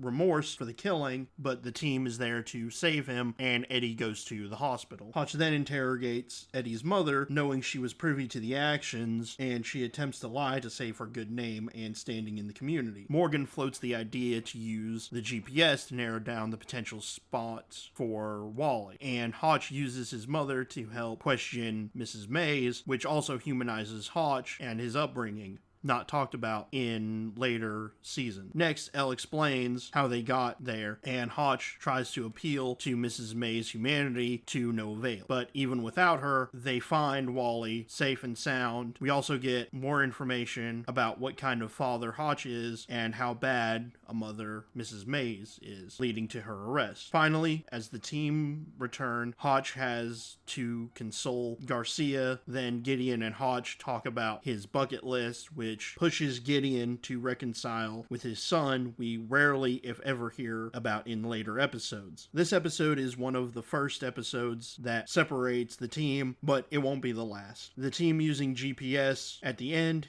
is a smart way to find Wally and give the family a happy ending. This episode was good. It really shows how painful it is to work with Gideon in a different perspective than usual, and forces the rest of the team to pull up the slack. This episode begins with a mother and daughter fighting, and the mother forcing the kid to run around the field, and while she's running, she calls her dad. But then the unsub strikes by using a lost dog ruse, and she gets kidnapped. And the local police think that the dad is trying to get retribution over the recent divorce, but are sorely mistaken. Then we see Garcia thanking Gideon for flowers he never sent, but it gives us the first glance of Gideon's family, composed of victims he and the team have saved, which is a precursor to his notebook filled with the same kind of pictures. JJ then informs the team of the abduction 20 hours late. Reed then states statistics to the team that should already be known, but anyway, by the time they land, already 21 hours late to the party, and JJ is trying to coach the media on what to run. The team figures out the vehicle is a green SUV, and also discover a potential victim the unsub approached. We then see Gideon in the child's room with the voices of children playing in his head, reminding us of his determination and his scarred psyche from his past, seeing the evil acts of unsubs, furthering his development and his humanity. Elle is consoling the family and trying to understand the aspects of the kidnapping. Gideon, using his crime profiling skills, knows Billy, the victim, had a dog that recently passed away, and we find out the reason for the divorce was the husband's health was failing. The mother is also frustrated. The last time she saw her daughter, they had a fight, which makes sense because no one deserves to go through this hardship. Next, we see JJ and Reed innocently flirting when JJ breaks away to talk to the press and insults his tie, which may bite her back in the future. Tensions back in the house are intensely high, and the parents fight due to the situation they are in. And Gideon, in a pseudo-callous way, is asking the father difficult questions to absolve the notion that the dad did anything. And as the questioning continues, they deduce the father isn't involved, but his cancer is back, and it's possible he's not long for this world. Next, Morgan and Hotch go to a potential victim to gather insight on the unsub, and they theorize that the unsub is probably local. And Gideon suggests to play a different game in order to find the unsub. During the giving of the profile, the team instructs a complete opposite of the procedures the BAU themselves had set up. Unfortunately, the unsub isn't going to try to find out what the police know. That's when Morgan calls Garcia to cross-reference people on the sex offender registry to find potential suspects, but end up clearing up a single suspect for having no affiliation with child crimes. Next, as Elle is reassuring the family the plan is the best chance to see Billy alive, a neighbor shows up and gives the father information on the sex offender already cleared by Morgan and Garcia. And in true fatherly instincts, he goes to confront him and tries to beat him with a pipe wrench. Luckily, Morgan and Hotch pull the dad off him, and the guy doesn't press charges, and Hotch all but threatens the dad to corral himself so the team can do their job. Also, we learn of a dead body being fished out of the river where Gideon and Reed are at the scene. However, the identification of the body isn't directly told to us, and during a press conference with the parents, a reporter asks about said body, which is extremely insensitive and only riles up the father, and it was due to JJ's earlier dig at the reporter. Luckily, Gideon gains control of the situation. Next, we see Reed insinuate a pseudo-survivorship bias by telling the team to look at those who didn't answer when the police knocked, helping them narrow the suspect list a little bit further. Then, because Gideon is probably the best leader of the BAU, gives the father the best pep talk ever, and the father is more determined and hopeful than he's ever been. And Gideon compliments his team, showing why the team follows him so dearly. While the calls come in, the team gets a break on the case when a neighbor calls in and they have the first viable suspect, and everyone shows up to the house, and Gideon has one of his best scenes. Break down the door. No, we don't have probable cause.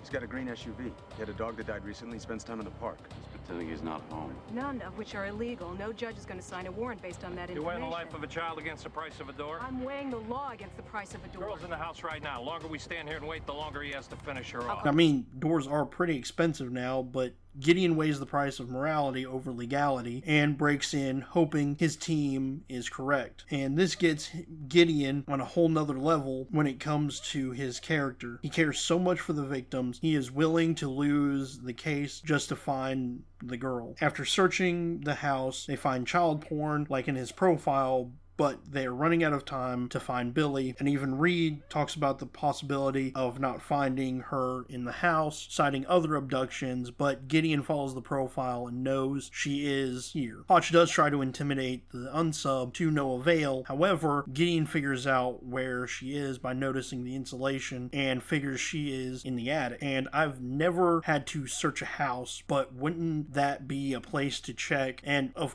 course, Gideon is right, as usual, and saves Billy and brings her to her parents, and the day is saved. On the plane home, Gideon gets to the bottom of who sent the flowers, being Hotch, and Gideon already got her a gift, joking about how she may find he's sweet on her, but we all know the only one that's sweet on her is Morgan. Elle and Gideon discuss Billy's parents, and Gideon infers that they will stay together, and it would be better if they did stay together. Ending the episode with Billy joining Gideon's family. This episode challenged the team in multiple ways, from being called in extremely late to the father's emotions getting a hold of him, but the team was still successful in saving the victim, giving us an exceptional Gideon-focused episode. This episode begins with a father and son driving home from the movies, and to avoid the deer, the dad swerves out of the way as we question whether he sees it due to his son, and due to that, the tire goes flat, forcing the dad to leave the car. And we get into something that happens a lot in this series. Drugs can make people do or experience basically anything. In later seasons, it gets to be almost completely egregious. But the father hallucinates an evil figure as we see the kid left the car, making the father pummel his son accidentally, and they don't get found until the next morning, as a police officer checks up on him. Luckily, the child is alive, but badly hurt when the team goes over not just this event, but others as well, deducing they were poisoned. While on the plane, they discuss how the media should be handled and go through the profiles of poisoners. When they land, they have to clear the father's innocence, and Gideon meets with him, and he describes his wife's infidelity and the motive of attacking his son because of the rage he felt. However, we learn that he would have not done this, showing Gideon's excellent profiling skills and proving the father's innocence. The team figures out that the drug was LSD, mixed with roofies, causing the victims to forget what happened, leading the team to moving towards that this was all just a prank, and have a lead to where everyone was dosed. However, this lead ultimately goes nowhere, but will cause a panic in the near future. And all this leads Elle to one of the diner's mother's girlfriend, and it looks bad for the boyfriend as she recounts the experience, alluding to a forced encounter when the boyfriend calls in an attempt to hide what happened, and since he was talking about things that were happening at the house, she goes out to look to see if they can find him, and luckily, before the boyfriend can drive off, he gets captured and questioned about the incident, and he does clear up the confusion and leaving the final profile of the killer to be the Avenger, someone who believes that they were wronged to the point of lashing out, and in this case, messing with a lot of innocent people. As the team give the profile, they talk about the specifics of the drugs and how intelligent the unsub is. Unfortunately, the news talk about the restaurant, but holds the name back, panicking the city to the point of hysteria, which causes the hospitals and police department to become swamped. With calls, however, with the silver lining, gives us another victim who was attacked with roofies mixed with something else, as Reed and JJ try to find out what's wrong with her. Elle and Morgan scan the streets near the cafe to try to find somewhere else the victims went and land on the bank for the potential target, which is confirmed by the security tapes when the most recent victim, Lynn Dempsey, is saying something like the N, right before she dies. And we find out through the security footage she added candies to the bowl, and we find out the second drug Lynn took was botulism, the same as Botox, and if ingested is extremely dangerous, alluding to the unsub using botulism to kill the mass of the people. We then see a shadowy figure enter a pharmaceutical office, alluding to the office as the main target, and the team figure this out because it's where Lynn works, helping to narrow down the suspects, and Elle goes to the company to try to find something out about her, and that's when Garcia finds a chemist who was wronged, and they find his location. They breach the compound he was in, and the team made a huge mistake. The SWAT team pours tear gas into the compound, and they were using gas masks, but Hotch, Elle, and Morgan walk in without them. Just seems kind of weird. Plus, the unsub is a chemist, so he could have created something airborne to try to take out the SWAT team or our team. Just really weird. However, they find the unsub and bring him back to the station for questioning, and during the interrogation, we get a glimpse into Hotch's earlier career as a lawyer, even attempting to help the unsub fighting for his patent. This is also used in an attempt to gain the upper hand and the unsub's trust, and thankfully it works, and he reveals that the employee party is the next target, and Morgan, Elle, and JJ stop the partygoers from succumbing to the poison, and Reed figures out that the candy wasn't the only thing drugged, but the envelopes were as well, which begs the question, there are two things in a bank that you would typically put your mouth on, one being the free candy and the other one being the envelopes. All of these crack profilers, Reed with, a super high IQ, couldn't figure out that the envelopes were the delivery system, but it does make them assume that the party isn't the only target. However, the unsub unalives himself before they can ask more questions. Next, they figure a retreat the higher-ups are at is the actual next target, and swoop in to save them just in time. As they leave to go back home, JJ asks Hotch about his career as a lawyer. It's extremely vague, but JJ alludes to a list of things BAU agents don't do after certain cases by not licking the envelope. This episode was okay. Other than Hotch's backstory, we don't get any character development, and also almost no justice because the unsub unalived himself, but at least the victims are safe. I'm slightly upset that the little boy from the beginning of the episode is not mentioned even a little bit. I wish we could have known more about his injuries post-case, but I'm just going to assume that he's all right. This episode begins with Gideon listening to classical music when they cut to the team going over a couple on death row. One is Sarah Jean, who apparently killed her son, the other being Jacob, who we know killed at least 13 people. The warden goes over the rules with Sarah, and she requests to see the moon. However, that's against the rules. As the team enter the prison, they see multiple women trying to look like Jacob's victims. There's 12 of them in total, which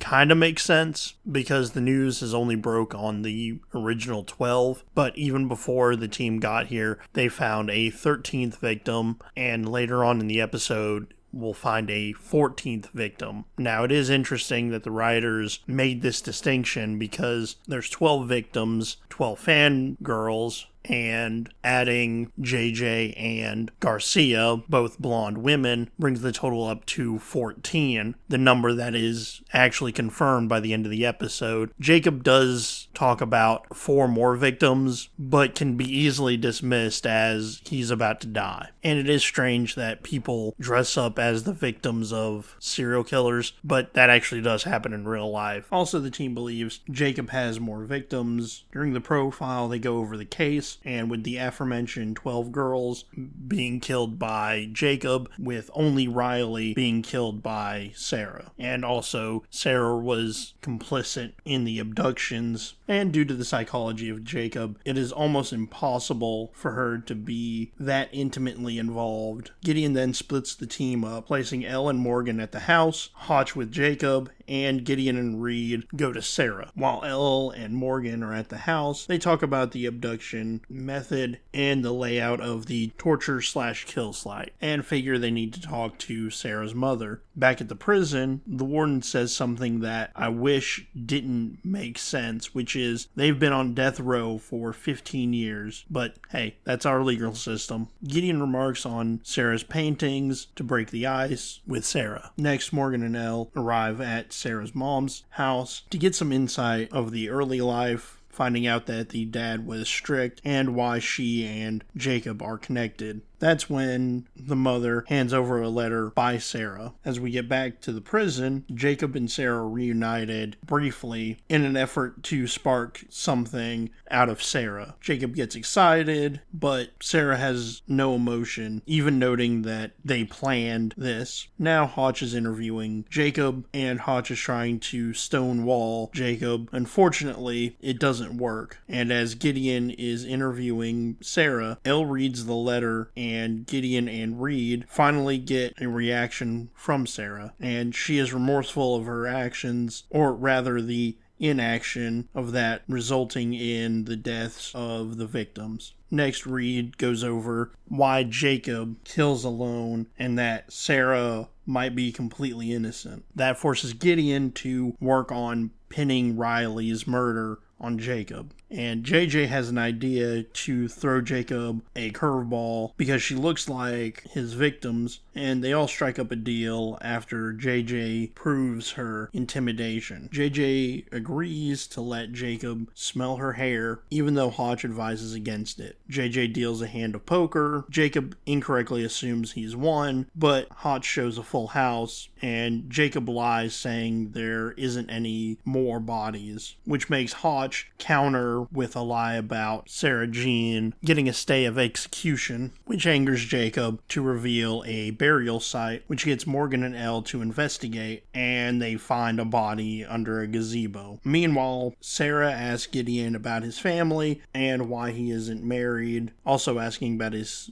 son, showing compassion that killers don't possess, furthering his theory of Jacob killing Riley. However, after testing, the team finds out that the victim wasn't Riley, but another victim, making 14, but Jacob isn't done killing yet, making Sarah Jean his last victim. Sarah does relent about the possibility of inviting Jacob to the 14th victim, because she's the one that was cleaning the victim's house, and is visibly distraught. Hotch confronts Jacob about the lie, and he shrugs Hotch off, typical for a sociopath, as Gideon profiles Sarah's paintings, inferring Riley is still alive, which pisses off Sarah, and Gideon quotes the Bible while figuring out that Riley is still alive. As the prison prepares for the dual executions, Reed, Gideon, and Garcia are hard at work trying to find Riley, with Gideon even prying at the warden to get into Sarah's cell, trying to find something to use. The warden does actually bring Sarah outside in order to distract her long enough for Gideon to find something, and Gideon finds a Polaroid of Riley, giving our team hope that Riley is still alive. Jacob is then moved to the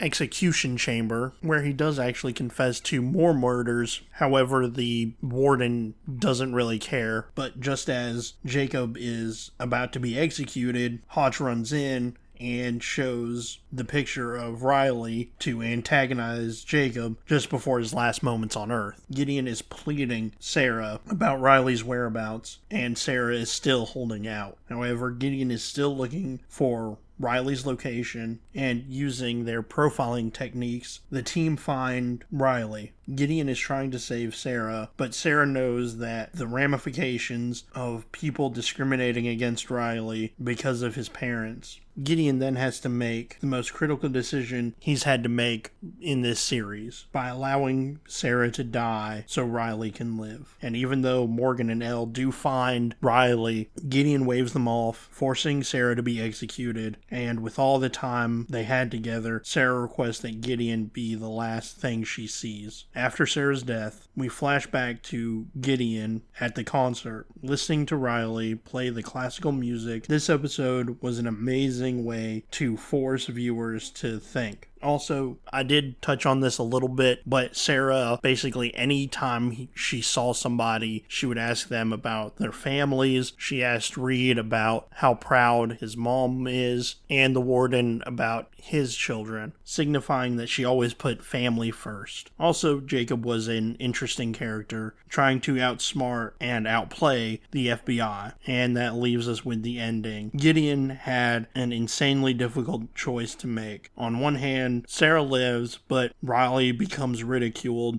the rest of his life, or Sarah dies and Riley can live in peace. And personally, I would have went with Gideon's choice because Riley's life would have been ruined. And that is an interesting moral dilemma. However, that it's all for this episode. This episode begins with a former BAU agent, Max Ryan, lecturing about the Keystone Killer, who was kind of the killer that got away from Max, which Max does write a book on this unsub, and the killer would taunt the police and also used an intricate knot to bind his victims, and all of a sudden the murders just stopped, leaving many to believe he was captured, moved away, or died. And all of the theories didn't hold water. Next we see Ryan signing autographs and talking to Gideon when a security guard gives Ryan another letter that turns this ice-cold case to burning hot. Ryan attacks someone who he believes is the killer, but Gideon and the security guard calm him down. But Gideon believes Ryan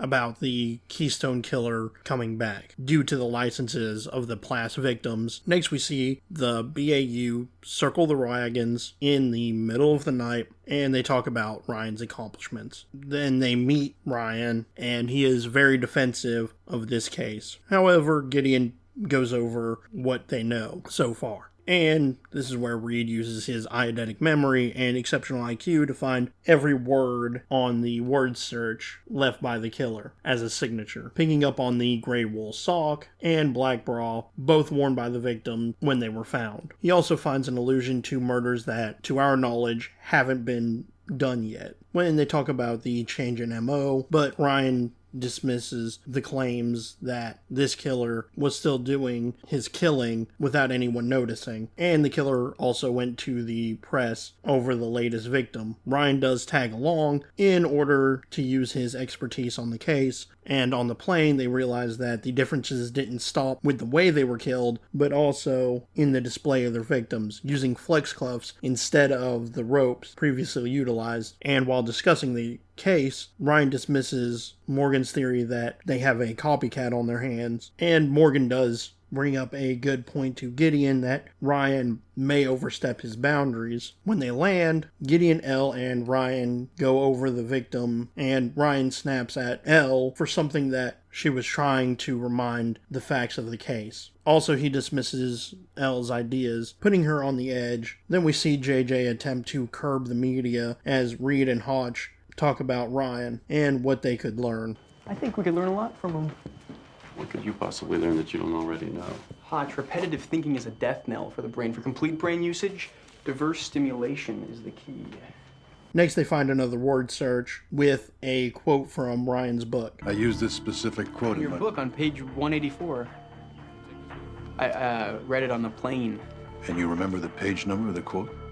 Don't ask. They get info that another kill will happen in 2 days. When they get back to police headquarters, they go over the profile. And while giving the profile, Gideon tries to give Ryan the limelight, but gets snubbed by Ryan as he steps away. Gideon then follows Ryan, and they talk about the team and the clues they found. The team discuss the differences of the case, and Morgan, trying to gain a fresher perspective, says that we should look at this unsub as if he was a brand new unsub. But Gideon stops it in an uncharacteristic style, because normally Gideon likes fresh ideas. And I think this was more of the influence of Agent Ryan being there. However, Reed finds a name in the word search, Scott Harbin, and Ryan dismisses him and gets even more defensive when Morgan tries to get information on the potential unsub. Still, Morgan gets his rap sheet from Garcia in order to completely absolve Scott as the Keystone Killer. And due to a missed parole hearing, they have the right to arrest him and search his house. During the search, they find a lot of circumstantial evidence pointing to him being the unsub, and then Scott makes a remark and Elle becomes slightly unhinged, showing a chink in her armor that will be damaged in the coming episodes, and this is a good use of foreshadowing. Gideon, being the great leader he is, checks on Elle to make sure that she's okay. Meanwhile, Hotch and Morgan are searching the bedroom and find Scott's victim hidden under the bed. However, Scott is just a red herring, both through the profile and the letter placed on the FBI's SUV. When they get back to police headquarters, they go over Scott and the Keystone, figuring that he didn't change his MO due to choice. It had to be something out of his control. So the team pull medical records to try to find someone who fits the profile and was horrifically injured. JJ does give a press conference that provides the profile to the masses, but she gets derailed by questions of the media and one of the victim's family members. But JJ knows how to do her job in a fantastic form, even with reporters attacking Ryan's ability to accurately do his job. Next, we see Ryan and Elle talk about the media and if Ryan is a scapegoat in this investigation if it fails, and goes in depth about his retired lifestyle that is more prevalent at the end of the episode. Morgan then tries to dismiss the stroke theory due to his age, and Gideon gives Ryan a pep talk and also shows great loyalty to his team in one full swoop. Next, Reed infers that the accident may have been a car accident, and with the use of Garcia, they find 6 potential victims of car crashes, and one of them, the guy, was in an accident in front of the latest victim, who is Walter Kern,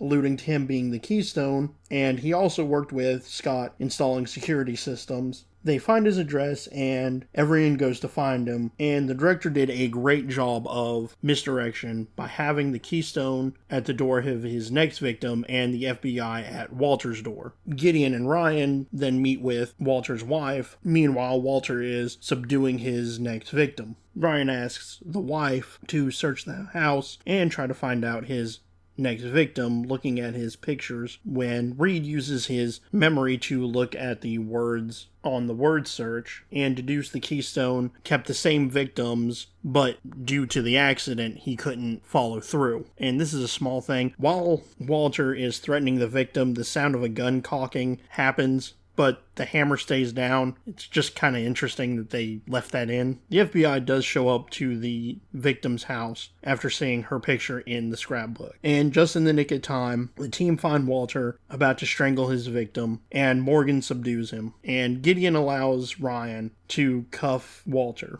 giving Ryan some closure of this case. As they fly home, Ryan tells old stories of Gideon, and Elle talks about how this job requires 100% dedication, and even asks Hotch about his family and how he deals with the job and the responsibilities of a father and husband, which he then says he gives the group in front of him 100%. But this could also be foreshadowing his family problems later in the series. This episode was a great way of showing the team's willingness to ingratiate another person on the team. It started off rough at first, but became a lot better towards the end. And I would like to add that this episode should be watched twice, because at the book signing and at Scott's house, we get a glimpse of the killer in the background, showing incredible attention to detail, and it did end with a bittersweet conversation about the BAU as a career. Rarely brought up in series like this. First and foremost, this episode deals with Native American customs and cultures that I know nothing about. This review is based only on what's on the screen. I am not a Native American expert. I do not claim to be one. With that out of the way, this episode begins with a group of people partying in an abandoned house, with one of the girls moving around as our potential unsubs see their target. And when she is alone, she is captured. Then a separate group of people attack the other partygoers. Next, we see an attractive guy in the BAU that stops Garcia in her tracks, and even Elle noticing that something is different. Then Morgan reveals that the attractive man that Elle and Garcia are drooling over is Hotch's brother, who after this episode we will never see or hear of ever again. But Morgan does lead Sean, the brother, to Hotch. And unsurprisingly, Hotch fights with Sean about being a lawyer, and even cites their father being a lawyer. And it is interesting, Hotch brings up being a lawyer, even though he became an FBI profiler. Not a great leg to stand on when telling your brother he should be a lawyer. But they get upset with each other, and Sean snapping at Hotch.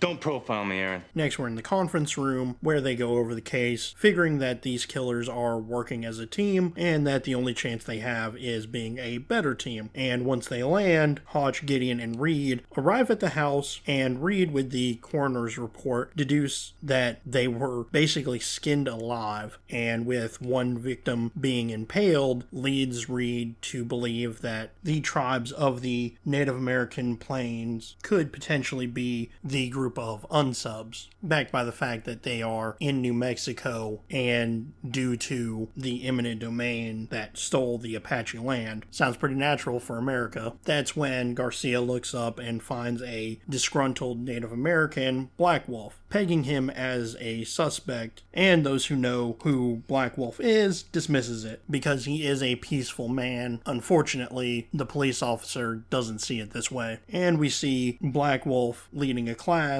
that Reed knows all the answers, and Reed interrupts. Samuel. Yes? Tell the men from the FBI who the Gahe are. The Gahe are mighty spirits who dwell in desert caves. Reed, is your name Samuel? Sorry. And after that, Gideon asks about the Gahe and if their nature is to be good or bad. However, Black Wolf says they are both. Next, he's excused for questioning, and he profiles Gideon, Reed, and Hotch, after which they go back to the house, and Black Wolf knows about Hotch's second gun we learned in a previous episode, which is good continuity, especially for a series this young. And this scene is always good about the 21 feet. The maximum distance an attacker with a knife can close in the time it takes to react, draw your sidearm, and fire is 21 feet. Inside 21 feet, I win. Outside 21, I have other options besides shooting a man. Like negotiating.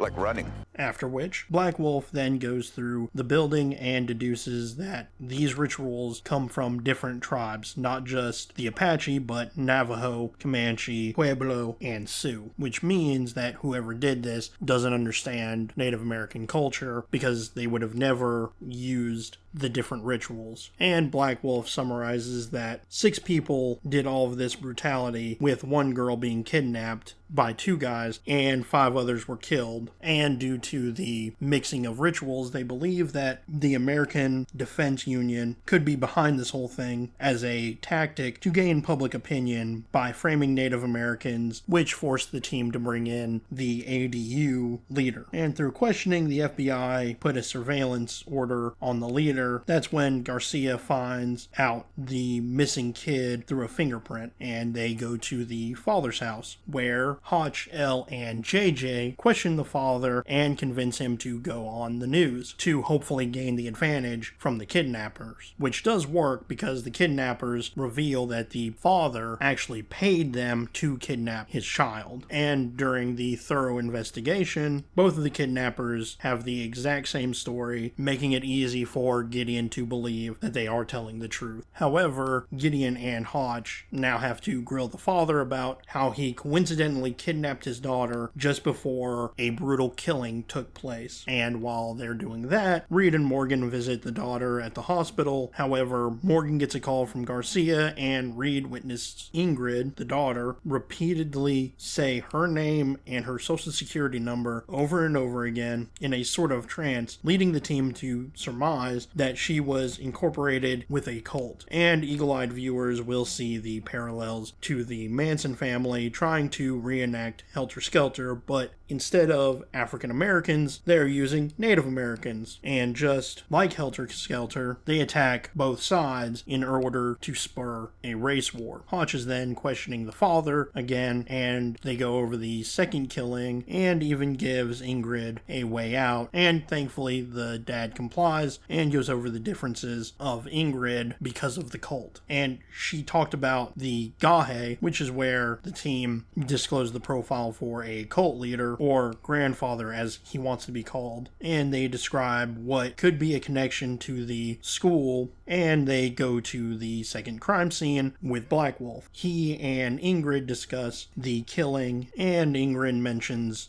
the tribe, which must be the name for the cult that the leader gave them. She even claims to be Apache in front of Black Wolf, which doesn't sit with him. Did grandfather ever tell you where the name Apache comes from?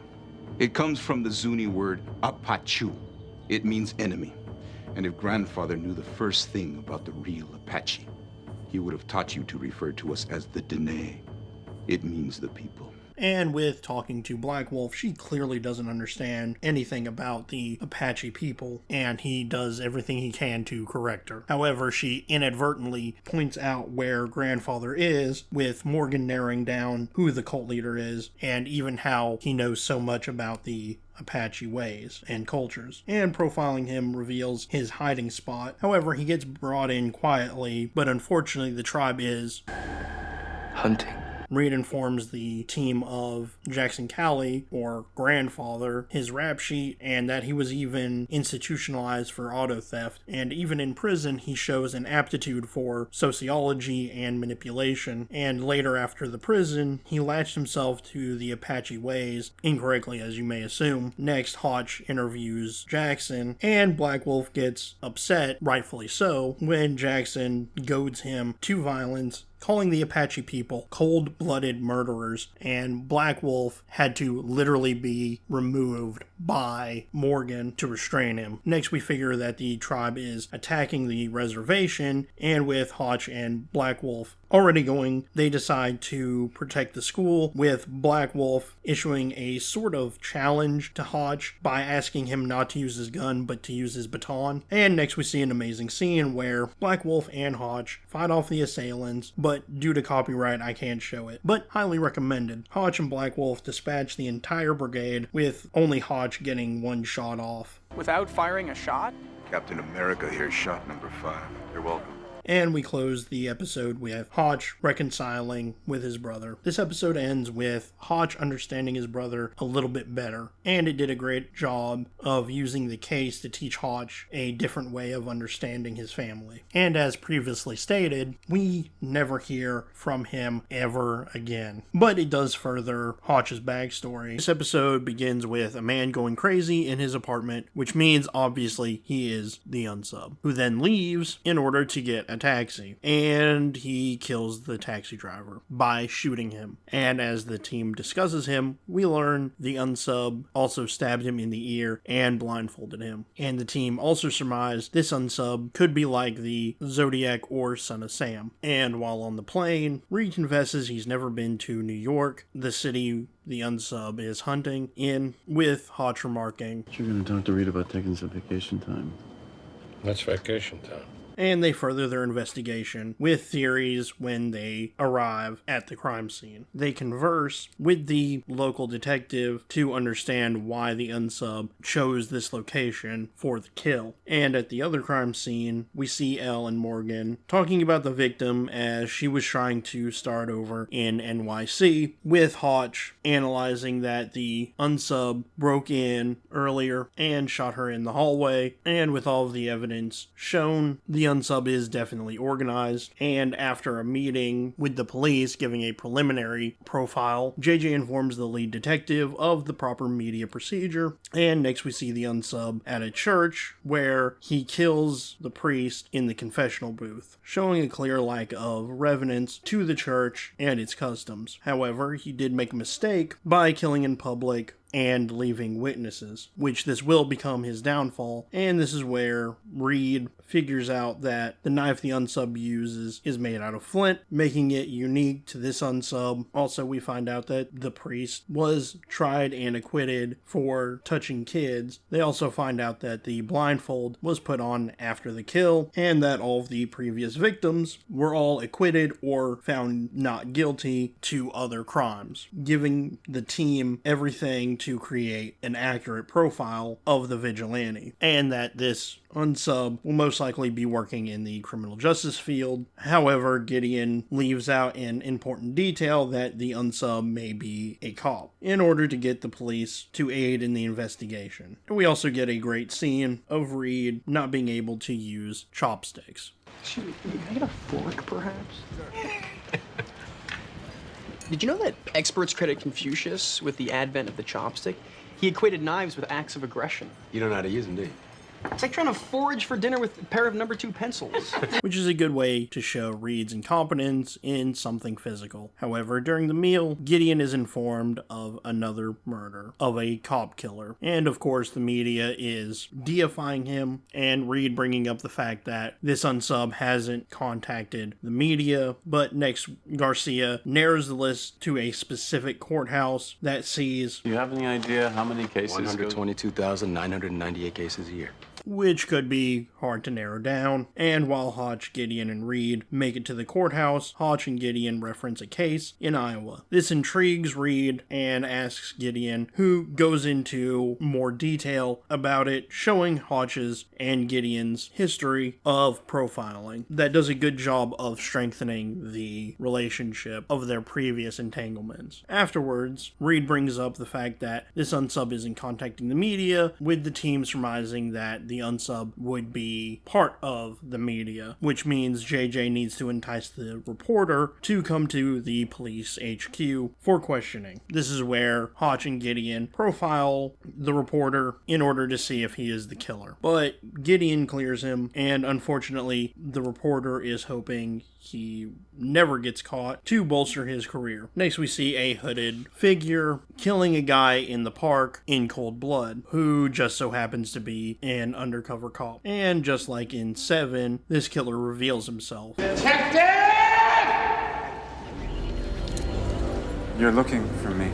And during the interrogation, Gideon figures out that this guy isn't the killer by changing the specifics of the case, and I believe this is the first time we actually see a copycat trying to get the fame of the actual unsub, but this does give the team an opening by trying to lure the unsub out using the media. And while the funeral for the cop is happening, Morgan is looking for the transcripts of the cases. However, they had not been filed yet, meaning the unsub had to be at every court case of the victims. And at the church, the witness said that he was fiddling with his hands, making the team think he is a stenographer, and all three cases used the same stenographer. And unfortunately, the unsub called in sick. With the team at the courthouse, they get a warrant for the unsub's house, and still unlucky for the team, the unsub isn't there. But the team start looking through his files, and this is where they forget about Reed's special ability of him being able to read faster than anybody else. You look too young to have gone to medical school. There are PhDs, 3 of them. What are you, a genius or something? I don't believe that intelligence can be accurately quantified, but I do have an IQ of 187 and eidetic memory and can read 20,000 words per minute. Yes, I'm a genius. Excuse me, can you actually read that fast? Our conscious minds can process 16 bits of information per second. Our unconscious, however, can process 11 million. Yes, I can actually read this fast.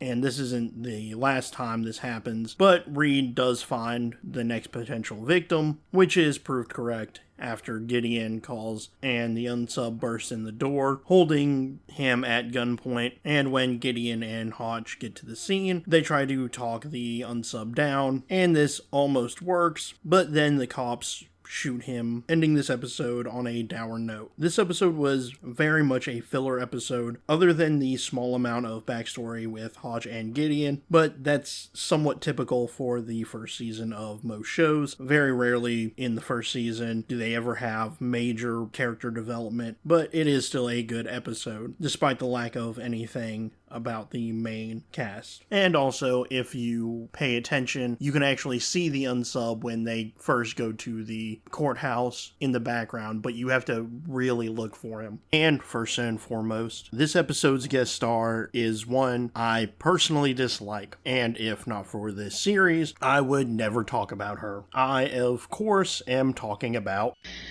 My dog stepped on a bee. Yes, Amber Heard. A waste of space in my opinion. And obviously, I side with Johnny Depp, and if this episode gets 50 likes, I will review the first 2 episodes of 21 Jump Street as an homage to Depp. With that out of the way, this episode begins with Reed and Gideon in Los Angeles to teach a law enforcement profiling class. However, they end up in an art gallery where they meet Lila, who is revealed to be an actress and begins flirting with Reed, which makes him nervous, and we even get a small taste of what the paparazzi is like harassing Lila, with Gideon getting pulled off by Lila's friend, who provides a small amount of foreshadowing by being a lesbian. And after she shoots her shot with Gideon, he grabs Reed and pulls him away. The next day, as Reed and Gideon teach the aforementioned class, a pretty blonde woman is on the phone, so she is definitely the victim. She is shot execution style and is discovered by her fiance, who, even though thinks something is wrong, decides to leave the door open, which is a little weird. However, it really doesn't matter because the unsub gets rid of him anyway. All while Gideon is talking about victimology. After the seminar, the detective offers to give Reed and Gideon a ride back to the airport. That is until the detective gets a call about the murder, which Gideon offers their expertise. Once they get on the scene, Reed looks at the door and concludes that there was no forced entry, and detective reveals the killer most likely was a messenger, and also other famous people in the area had been murdered, which prompts the detective to ask Gideon to bring the rest of his team. And while on the plane, the rest of the team go over the multiple murders, and as as they arrive, they meet with the detective and go over what they're looking for, which then a manager shows up showing a potential piece of evidence that the unsub sent his client a note begging to thank the unsub, and turns out that the client is none other than Lila, which prompts the team to ask her questions, finding out that the unsub is attempting to further Lila's career by taking down the competition. Also during the questioning, Lila reveals she received flowers every month on the 7th, which were her favorite flowers, and we never understand why the importance of the 7th comes into play. There really is no reason why it was always on the 7th. Just interesting that they never really go into why it was on the 7th. After the weight of the murders happening at her expense, she leaves with Reed closely following behind to try to console her. However, it does freak her out even more, and afterwards the team goes over the profile with the police department and explain the specifics of the killer. Afterwards, we see Lila at her shoot disregarding her manager and his wishes to continue working on the show. As he leaves, a stagehand gives Lila a note from the unsub, and the team try to convince her to leave, which she is adamantly against, and they concede letting her stay, with Gideon leaving to check on her manager and Reed and Morgan staying to protect her. On the set, she continues to flirt with Reed, with even Morgan noticing and razzing him about it. We also see why Amber was casted for this part. The director of the show just wanted to see her in a bikini. Next, we see the rest of the team witness the manager dead in his office,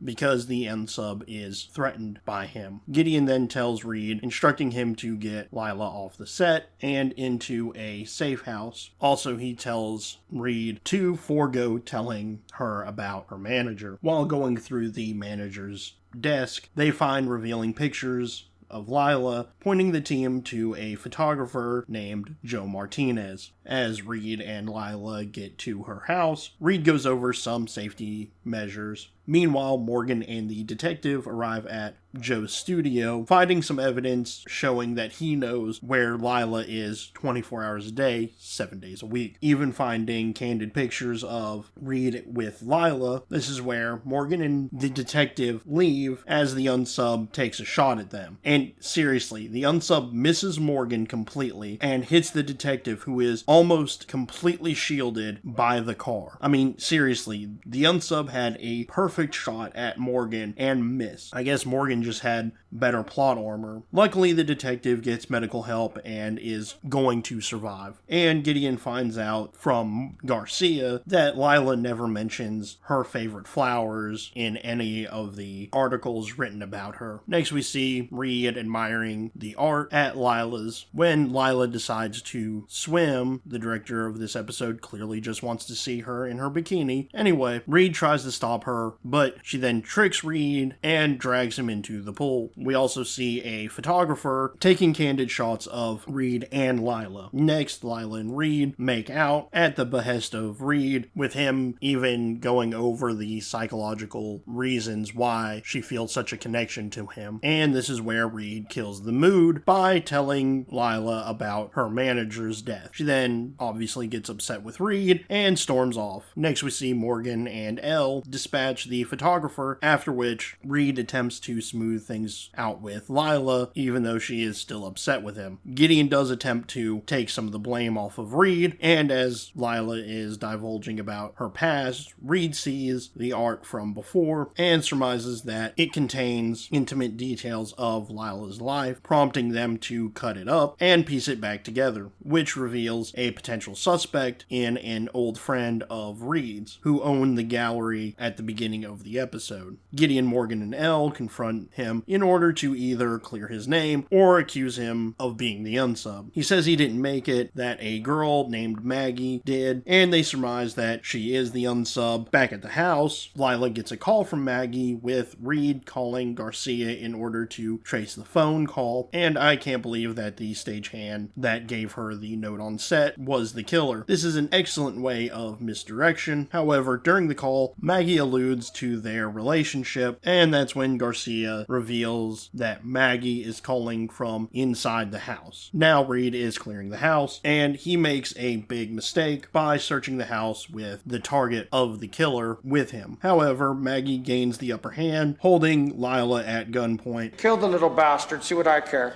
And then she can accuse Johnny, and everyone lives happily ever after. I wish. But Reed talks Maggie down and is able to subdue her without firing a single shot, though she does beg for death, and Reed refuses, showing a great deal of character. The next day, Reed and Lila are trying to gain some closure, with his team and her team attempting to pry them away from each other. And back at FBI headquarters, Morgan and Reed decompress after this case, with Morgan joking with Reed about Lila, and they have an interesting heart-to-heart about their relationships. This episode used to be one of my favorites. It gave Reed some character development and strengthened his dynamic with Morgan, but it loses so many points because of Amber Heard. And I know she wasn't that way at the time, but it is hard to watch this episode and not think about Johnny and what she did to him. Besides that, it is an actually good episode. This episode begins on Dia de los Muertos, or the Day of the Dead. So this is a Halloween episode. I totally planned this. Anyhow, a family is interrupted in the festivities by a drunk man we learn is part of the family, casted out because we learn later it is due to his lifestyle. And during the argument, we see an interesting character chilling by his car. However, after the argument, we see an older lady in the house alone until someone knocks. She does invite the person in, and the unsub starts attacking, and eventually kills her. And next we see Hotch with his new son, and he is crying his eyes out until Haley's sister relieves Hotch. Also, this episode is Hotch's birthday, but it really doesn't make that much difference. And as he gives Haley's sister his child, Hotch gives a sarcastic line. All right, let's see your profile of disorganized psychopath. This is interrupted by Gideon attempting to bring Hotch back to the BAU, and Hotch leaving on his day off. And this is where the sister gets some payback. You're one hell of a profiler. This sparks the catalyst of Hotch's problems with Haley. Hotch loves his job to the detriment of his relationships, and it becomes way more prevalent in the future seasons. However, back at the BAU, they do discuss the case and also the politics of how this case is going to go. And as they're leaving, Hotch does hesitate to call Haley, with Gideon prodding him, and of course, Hotch chooses his job over his family. On the plane, JJ tries to console Hotch about leaving, remarking at least he can celebrate his birthday in Mexico. And Reed even tries to speak Spanish and fails, but he is saved by Elle. La Casa del Perro? La casita del perro. That's what I said. Face it, Chico, you are only a genius in English. They do briefly go over the case until they arrive at the police station. Gideon gets reacquainted with the police captain because of Gideon's work with seminars. Not only that, the police captain name drops Max Ryan, an ex-BAU agent from an earlier episode, which is a good bit of world building. Anyway, Captain Navarro explains to Gideon that profiling may not work in Mexican cultures. However, Gideon is confident that it will work. As the team travel to the crime scene, Captain Navarro explains further how the American profiling won't work as well. As they arrive, the team talk about, what's all this? Dia de los Muertos. Day of the Dead, 3-day Latin holiday where souls of dead relatives are said to return to Earth to enjoy the pleasures that they once knew of.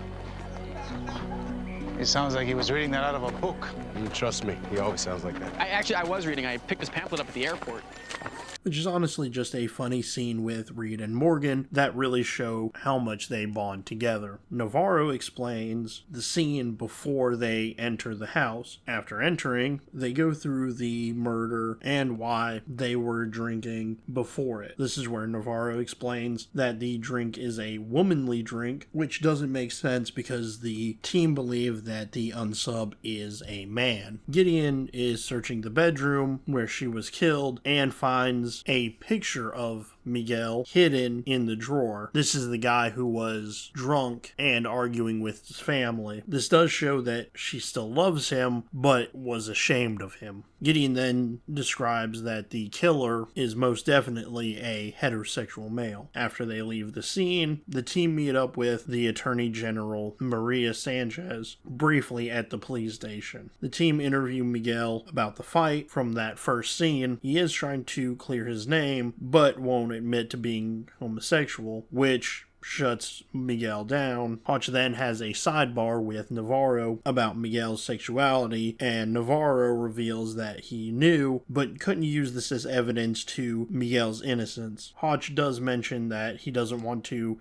be there basically to play politics, but Navarro quickly shuts this down by sympathizing with the victims. While the team discuss getting the other files of the unsub's work, they determine that they need to clear Miguel's name with something other than his sexuality, and arrive at the conclusion to speak with his sister. And during the interview, she absolves Miguel of the crime of passion, but could place blame on Miguel's lover, forcing the team to interview him, Roberto. Just so happens to be the weird guy that we saw at the beginning of the episode, who gives the team a potential witness. As they return to the station, Garcia calls about the cups, revealing that DNA shows one male and female drinker, alluding to the person Roberto saw, a social worker, was in drag the whole time, and has the potential to be the suspect. The team introduces the profile to the local police and disclose that they are looking for a rapist in drag. Unfortunately, during the profile, another victim is discovered, and while the team are investigating, they find part of a necklace on the victim's neck, which turns out to be a family member's, and as they're trying to ask questions about the latest murder, they receive a call about a disturbance down at the police station, where it seems that the local police officers rounding up potential victims who just so happen to be guys in drag. However, the team scolds them for not listening to what the team were saying, and unfortunately this debacle brought a lot of unwanted attention from the Attorney General. This makes her unhappy and is pleading Navarro to send the team home. However, he is able to subside this. While the team discuss the possible mistake, they also develop a plan to reach out to the community to talk about their sexual assault, and they surmise 2 years ago was the stressor. Elle then goes around town in order to interview SA survivors. During the interviews, they get a lead about a woman who potentially saw the unsub. It was a man who was wearing a dress, and she humiliated him, forcing him to change his MO. Also, this survivor rounds up the rest of the victims in order for the police to interview them. We also get a scene with the unsub and his mother. Afterwards, Navarro begs the women to interview with the victims, and they all give similar stories, making the team conclude the women were attacked by the same unsub. And as they discuss this, a police officer reveals that some of the victims work together at a factory, which the team go to in order to find the unsub. Unfortunately, there are just too many men who fit the profile, so the team have to narrow it down due to the unsub's lack of confidence and ask the factory owner very specific questions to narrow down the suspect to one singular person, which they find out where he lives and breach to see if the unsub is still there. This is where they find an homage to Alfred Hitchcock's Psycho, as they find a mummified corpse of the unsub's mother, and also the rape victim's employee records strewn across the wall. Next, we see people going home, presumably after church, which is where we see the unsub getting prepared for his next victim to arrive home. Next, at the station, the team find the connection between the kills and the rapes. He only kills the mother of the people he previously raped, and since he's going in order, they figure out who the next potential victim is, and they waste no time in going there. And while the team are clearing the house, they find blood trailing to a body in the backyard, which turns out to be the unsub with his happy place chopped off. And to be honest, I really don't blame them. We then see all of the women come out of the forest, basically admitting to what they did. Back at the station, Navarro is concerned about the victims going to jail after everything that had just happened. However, the Attorney General assures him they won't be. Ending this episode with Navarro wanting to create a BAU in his own district. This episode was best when they were showing Hotch's relationship with Haley. It did show the chasm between Hotch and Haley starting. And I wish at the end of the episode they would have gone more in depth with how Haley was feeling after Hotch left. But all in all, this was a decent episode with an interesting unsub. The episode begins with a nice dinner enjoyed by a guy talking to his guest that we come to find out is tied up and gagged. To show our new unsub, we quickly cut to the BAU where Morgan is profiling Elle about a potential love interest, which, spoiler alert, goes nowhere because in an episode coming up, she goes on a singles vacation with Morgan, but not as a couple. Anyway, we do get a great scene from Reed. We're sitting with a guy who knows that there are 800 kernels of corn on the average cob. Arranged in 16 separate rows. And you're calling me weird? But Elle is still being defensive, until JJ pulls them away in order to discuss the current unsub. And this episode is interesting because, unlike most episodes, the team actually know who the unsub is, making capturing him slightly easier. Also, they know his latest victim, and while on the plane, they discuss the unsub's history, and while discussing everything, they do land and give the details of the victims to the other FBI agents. For example, how the unsub likes to drown his victims. This is where one of the agents reveal more about the relationship of the unsub and his victims, prompting Gideon to split the team up in order to cover more ground. Hotch and Elle question an old business partner of the unsub, who reveals the unsub had a wife but got divorced rather quickly. Next, we then see Reed and Gideon profile the unsub's house and find plenty of disguises in order for him to blend in anywhere. Gideon then finds catalogs of uniforms, and they surmise it is to gain the trust of his victims. Meanwhile, the unsub drowns his current victim and schmoozes the hotel staff to not ask many questions about the untouched room service. Then Garcia describes the unsub's rap sheet to Morgan, where we learn he likes voyeurism and he had a statutory charge, both of those contributing to his broken psyche. Next, the team reveals the profile to the other agents on the case, and the team explain that the unsub will most likely devolve and begin killing quicker and quicker.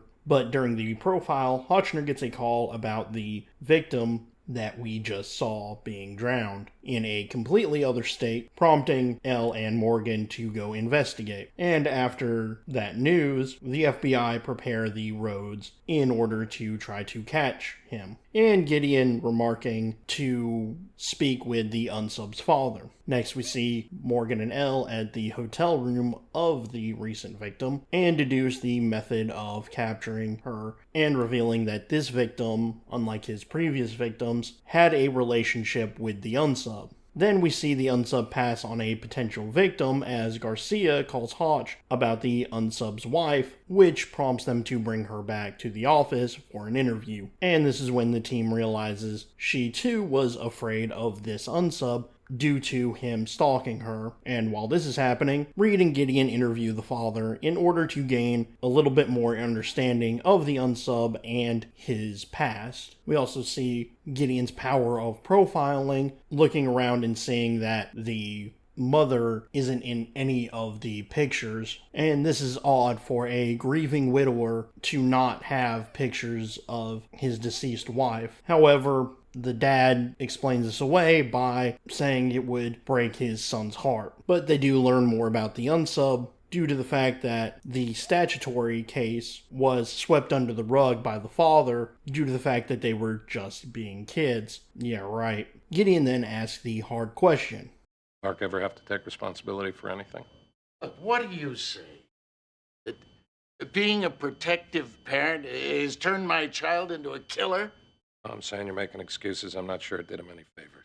Again, showing his prowess as a profiler. But next we see the unsub with his latest victim in a hotel room where he draws the bath. You know, for reasons. Anyway, back at the field office, Hodge goes over the first victim and how she was using the unsub as a way to cheat on her husband. Unfortunately, that sealed her fate in the eyes of the unsub. This makes the team believe that there is something traumatic in the unsub's past. Then Garcia chimes in, finding the unsub's car at an airport. She also finds him on the parking garage's security camera, and they find that previously skipped victim and how he found another one dressed as a pilot in order to gain respect and to dampen the fear that she had. This is where JJ holds a press conference to warn women, and in doing so, the unsub changes his appearance and tactics in order to continue the hunt. This does show how ingenious this unsub is, using the profile to his advantage.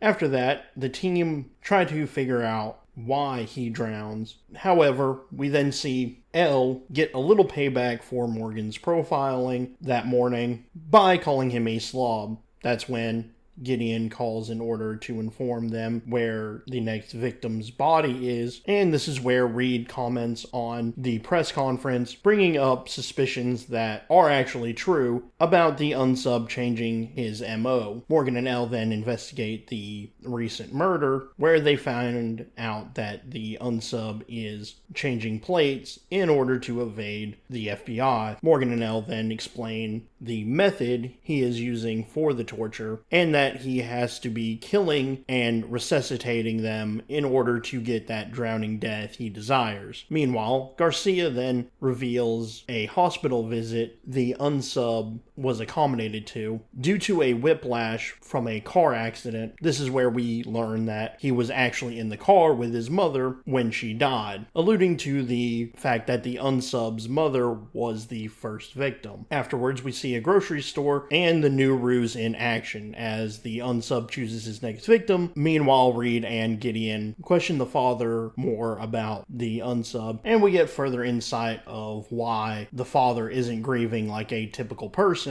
And during the questioning, they ask why he distrusts women so much, and the father reveals that his mother was cheating on the father, sparking the rampage of murders. And this is why Gideon is the best profiler. He really isn't afraid to mince words and really gets into the father's psyche, with even Reed trying to understand Gideon's righteous anger towards the father, which is really top notch. Next, we see a hotel pool with the unsub attempting to drown his current victim. However, he gets caught in the act and lies in order to cover his tracks, with the manager helping the victim out. Then Hodge is on the phone with Garcia, who finds this attempted murder in another completely different state, with Gideon sharing the info gained at the father's house, cluing the team into the unsub's first victim, forcing Garcia to research everything on the initial crash. We then see the unsub kidnap another woman, with Morgan and Elle interviewing the hotel manager, confirming Reed's suspicions of him changing his MO, which is also a very nice touch. We also learn that the mother died from being drowned, and solidifies the unsub's method of killing. Coincidentally, the unsub is near the place where the mother dies, which is somewhat good news because now the team know where the unsub is going.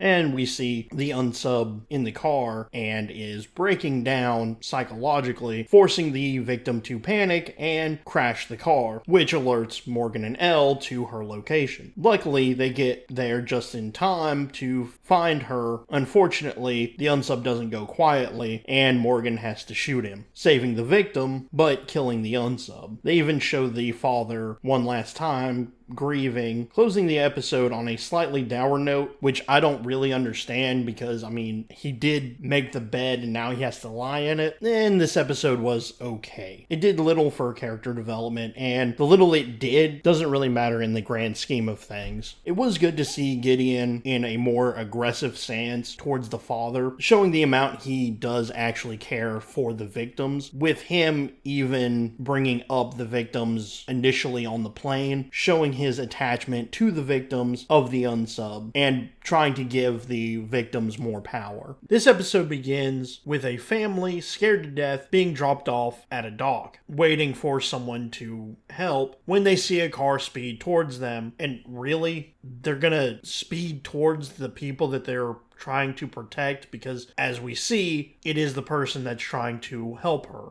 This is John Summers, who is a CIA agent tasked to keep this family safe. And he does so by putting them in a undisclosed location. But when John gets home, he gets ambushed, tortured, they break his neck, and then the team tries to make it a suicide by using a shotgun in the mouth. But even the lowest of the low pathologists, the dumbest coroners, would know that even if you were depressed, you wouldn't give yourself this level of torture or be able to snap your own neck and then shoot yourself with a shotgun. One of those just does not add up. But anyway, they leave a suicide note, and after that ordeal, we get to the BAU, where it's revealed Gideon knows John and calls another friend who just so happens to be John's boss. Gideon then meets with John's boss, or Bruno, Hawks, and during this meeting, Gideon refers to the last episode, which is a really nice touch. However, during the meeting, Gideon assumes that his friend wasn't suicidal, but Bruno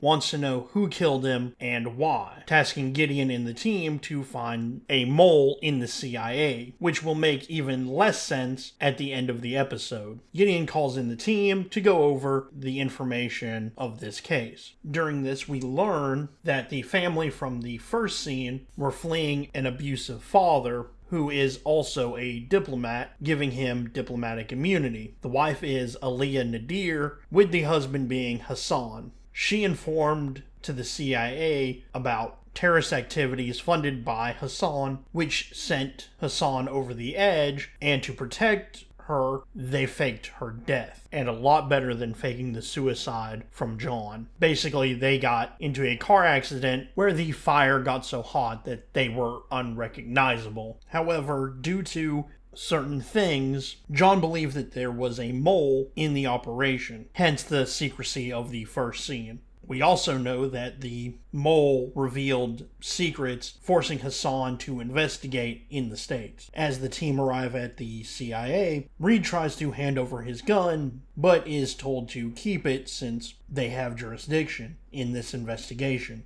Also, it is interesting that when Hotch goes through the X-ray, he is shown to have two guns, one on his hip, the other one on his leg. We learned about this second gun in a previous episode, so it was a nice attention to detail. However, it also seems like the production is running low on money because the CIA headquarters looks a lot like the BAU. Basically just things in different spots. Hotch introduces himself to Bruno, where he introduces not just himself, Gina Sanchez, Kruger Spence, and Olivia Hopkins, who, if we know anything about this show, are going to be the main suspects for who the mole is. Back at the BAU, Garcia is upset that she can't go due to her background as a hacker, which in future seasons we learn a little bit more about. But she's not alone. She stays with JJ, who most likely can't go because, one, she's not actually a profiler, and two, she has connections to the media, which could get this story on the 6 o'clock news. Back at the CIA, Gideon delivers the profile to the team in order to help narrow down whoever the mole is and to gain a better understanding. This is when Garcia calls and shows the team a recorded video of Gideon talking with Summers, and Summers revealing a potential 4 people, alluding to the aforementioned agents being the prime suspects. Gina then confronts Gideon about his psych eval of her, upset because he took her out of service. However, this really doesn't go that far, maybe a little bit at the end. But anyway, Hotch then plays hardball with Bruno to hopefully gain some insight on how he lies or spins the truth. Meanwhile, Morgan and the rest of the team review the tape and confirm the 4 agents they need to interrogate. Kruger Spence is interesting because he is a genius, a lot like Reed. He even shares part of his name, possibly to symbolize that he is smart, but not as smart as Reed. Olivia is the mother and spent time in the field with Kruger. Gina is very similar to Morgan in terms of athletic abilities, but also can speak foreign languages because of her job, which does leave Bruno, who served with Gideon in the military and is basically the big boss. Next, we see Aaliyah struggling with the limited resources because originally she was going to be supplied by John, who is unfortunately dead. Back at the CIA, Reed accidentally helps Kruger, who could possibly be the mole, by profiling Summers. Next, we see Gina talking with Morgan and showing him satellite footage of his house, and we kind of get that flirtatious vibe between the both of them. Next, we see Elle inquiring with Olivia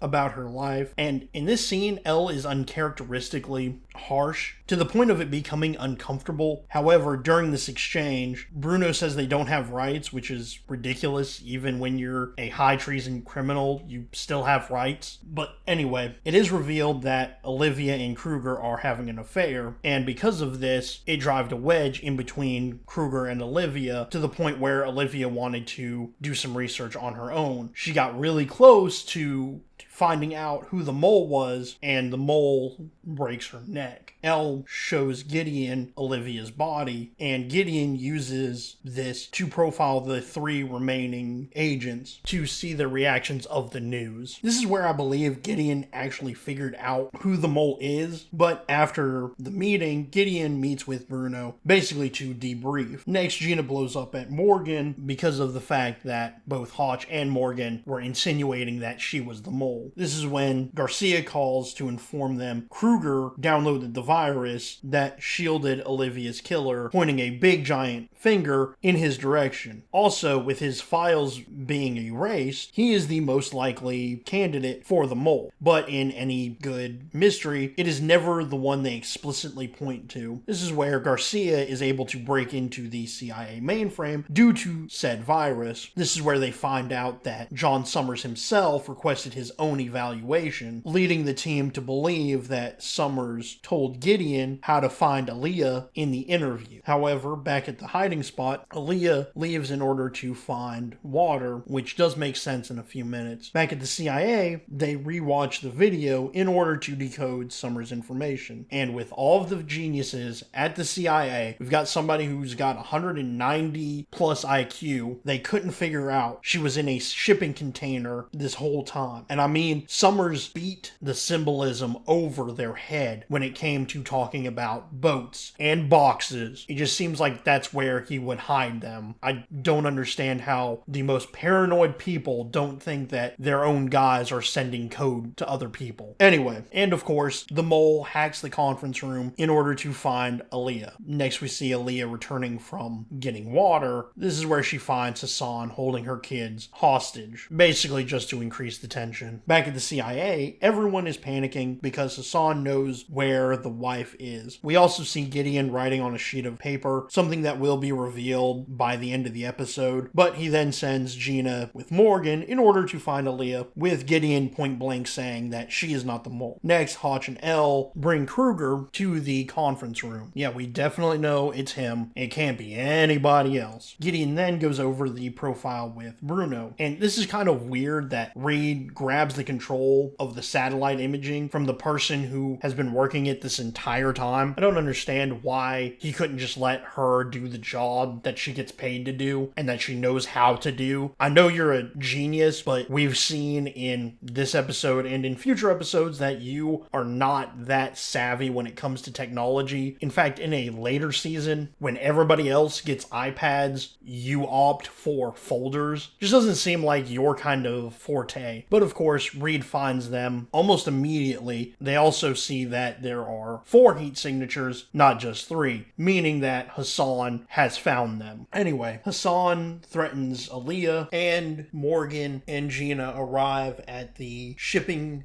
yard. Next we see Hotch and Elle showing Kruger the scrap of paper Gideon gave them. And this scene is kind of weird. I guess they told him beforehand that he was being recorded in that room because he's acting like he's being interrogated when all that says on the piece of paper is, well, I'm getting ahead of myself. Just, it's interesting that he acts the way he does. Morgan and Gina are kind of upset that they can't find Aaliyah, decide to finally call Reed, who is their eye in the sky, where to go to find Aaliyah. Again, that just doesn't make any sense. Why wouldn't you ask Reed, who has found Aaliyah and where she's hiding? But anyway, Morgan and Gina find Aaliyah, and Hassan believes that he is immune, but Morgan informs him that he's wrong. Just in time for Gina to cross Morgan, Bruno tells them to cut the feed and gives Gina the order to kill Hassan. And for the first little bit, you believe that she actually killed him because the recording has multiple gunshots. However, this isn't the case. Gina suspected it was Bruno, but had to be sure. Gideon then confronts Bruno, and Elle reveals the note. And yeah, all it says is, we know you're not the mole, we know it's Bruno, so why was he acting so weird in the conference room? Doesn't make any sense. However, Bruno relents on the fact that without Hassan, the team has no evidence to prove he is the mole. Basically until Reed reveals Hassan is still alive, and Gideon reveals why Bruno killed Olivia, because she was close to busting him by finding the payment from Hassan into his bank account. $20 million to rat out your country? I mean, I'm not going to say I would do it, but it's tempting. Bruno is then escorted out, basically to go to prison, and a small scene of levity kicks off when Garcia is looking for Prince William's phone number. Unfortunately, she doesn't get it, but I don't understand how the FBI doesn't have that phone number. I guess it's an international thing.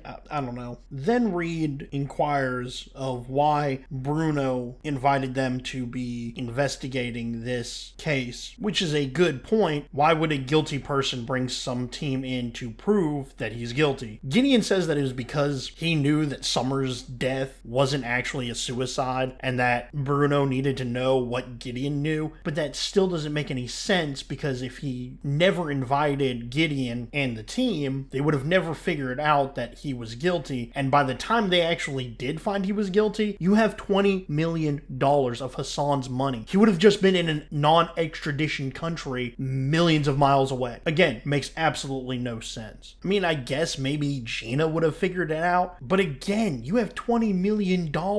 You can disappear. And as they're leaving the CIA, Gina and Morgan flirt a little bit more. She even infers that she could potentially switch teams, but that never happens, even in the events of next season when they lose a person. This episode ends with Gideon reading the paper to find Bruno was in a car accident. Yeah, right. What a coincidence that he died in a car accident. And as you guys can tell, this episode is not my favorite episode. It takes away from the BAU's main focus. And I know, and I might have said this before, but season 1 of basically any show is gonna be a mixed bag of good and bad episodes, just because the director is trying to find their niche, their home for what they want to tell the story about. Especially in the next season, you'll see that this series kind of finds its audience. The story is kind of weird. It doesn't make that much sense. And for it to be the penultimate episode, especially with the next episode being very good. This episode just falls really flat. It's just a weird episode with even weirder motives. Now, this episode starts with a house that is taken care of by this shadowy figure who is also taking care of a woman on a bed, which is not creepy whatsoever. Next, Elle and Morgan are discussing their plans for their vacation, with Morgan remarking that the entire team is on vacation at the same time, with Elle even bringing up other teams, which makes sense. Why would the FBI only have one team? However, this plot point only exists for spin-offs. However, Reed enters, Morgan chastises him, then leaves as soon as he enters, Elle slamming family time when Hotch defends it as he leaves, and so does Gideon. I'll be lost in a cabin in the woods for the next 2 weeks. Do not call me for anything. Have a great time. You all deserve a break. Seriously, don't call. So this episode should be a pretty easy one, considering the team is on vacation. After Gideon leaves, we get a shot of the house from before with pictures of the team strewn across the desk, where the unsub uses an intercom system to inform the lady from earlier, we now see is chained up, that he is leaving and ensures her that her imprisonment will be over soon. Next, Elle and Morgan are basking in paradise in Jamaica, enjoying themselves, when Morgan peels himself away to meet a woman, and as he leaves, Elle finds a man to flirt with. Meanwhile, Hotch is cleaning up his garage to help Haley, and while all of this is happening, Gideon is cooking dinner, and he really needs to be more careful because cutting onions like that, he's liable to lose a finger. But other than that, the food does look pretty good. We also get a glimpse of Gideon's security measures at the cabin as a friend joins him. All while Garcia is back at Quantico playing something that looks like RuneScape when JJ barges in and relents she is not on vacation, so the team has cases to work when everybody's back. Also, we learn about Garcia's love life through the game she is playing, which can't factor into the plot at all. Finally, we see Reed admiring his mom from afar. This is where we learn that Reed's mom suffers from schizophrenia, a disease that as of now is incurable, and it makes Reed's mom see hallucinations. This almost embarrasses Reed so much that he only talks to one of the nurses and leaves a book. And this really must be tough on Reed, knowing so much about the human behavior and human psychology, however not being able to help his loving mother. It's gotta be one of the most difficult things in his life. However, back at Jamaica, Elle is dancing with the guy she met, shooing Morgan away, but then we see Hotch and Haley talk about their first meeting and why he should keep the dorky pirate hat, which then they get a little frisky, which is when we return to Gideon's cabin, where he's entertaining a lady friend with the delicious food he prepared. This is where they dance, but suddenly Hotch gets a call from the unsub describing some clues to a potential crime. Then back at the hotel, the security find a dead body in a room. All of this while Garcia is getting hacked back in Virginia. Then Gideon's security system blares, alerting him to a delivery guy who leaves a package with "Save Her" emblazed on an envelope that contains a baseball card and also a disembodied head. All while security follows the bloodstains to Elle's room, where she is promptly subdued and brought in for questioning. While this is going on, Gideon quickly leaves with his lady. As Elle is being questioned, she relents on being a cop and that she isn't the killer, even with Morgan backing her up and investigating the room, trying to get local police to understand him. This is where Morgan's friend reveals that the man who was murdered didn't show up on his own, but had a friend in the adjoining room, and typical for Morgan, he kicks it down to find the room is spotless, meaning the guy is running. Morgan even tries to get some info on this guy from Garcia, but gets promptly yelled at because of the hack, when Gideon makes it back to the BAU, JJ tries to catch him up. What a way to enjoy your vacation. A head in a box, a dead body, and a mysterious phone call. Don't unsubs understand vacations? The key word there is vacation. Hotch beelines it to Jamaica in order to clear L's name, which he does spectacularly. Also, extremely lucky that there was no more evidence that was left in Jamaica, because the three of them hightail it back to Virginia. This is when JJ finds a rare butterfly on her desk, and we can surmise from this unsub is quite dramatic. As Reed is about to see his mom, the front desk bestow him a package with a key and a note, prompting Reed to book it back to the BAU, where JJ reveals the butterfly to Gideon, who is starting to become a little bit more apathetic. We learn more about this throughout the episode, but while all that's going on, we get a small glimpse at the victim, whose health seems to be declining. Then L, Morgan, and Hotch return to the BAU and debrief about the clues, with L being extremely tired due to last night's escapades. Gideon and JJ talk about how they were shipped very specific items when Garcia shows up and explains to the room about she being hacked. Wireless internet. By wirelessly hooking into the net here to get online, the hacker could have gotten into my computer first. While playing that game she was playing earlier, and this is actually pretty realistic from what could happen in real life. However, she is able to find the Jamaica killer. They say his name in the show, but really you don't need to know that. And they find out where he's located, which forces the team to investigate. When they open his door, they find the killer impaled by a medieval sword, and writing on the wall in blood, same as in Jamaica. But the words introduce the team to the fact that the game has truly began. This is when the coroner finds something on the sword instructing the team on how to find the next clue. Come on, are we in the middle of an Indiana Jones movie? When Reed shows up and figures out the clue in mere seconds. Reed, do not ever go away again. Then Reed casts a shadow in order to find what's hidden, which just so happens to be a music box with a hair sample, a DVD, and a note. And Gideon is really playing into the apathy in this scene. Very top-notch for him. Back at the BAU, they watch the DVD and surmise that the unsub has some kind of deformity, but also give them the rule that no one else can help them in this search. And this is where Gideon finally breaks and Hotchner follows. This is where Gideon reveals why he's been so apathetic, and that is because the cabin was meant to get away from death and destruction laid down by the unsub, which is very interesting that he has a place of his own that separates him from his work, which is now tainted by this unsub. But as Hotchner leaves the office, he sees Haley, who has another clue, prompting Hotch to ask about the package, which was containing a cipher. Also, JJ lets the team know who was captured. It was Rebecca Bryant. As the rest of the team discuss the clues, Gideon gets Hotch to get a sketch artist for Haley to try to find this guy who met the unsub. And is it just me, or does Gideon look a lot like Inigo Montoya right here?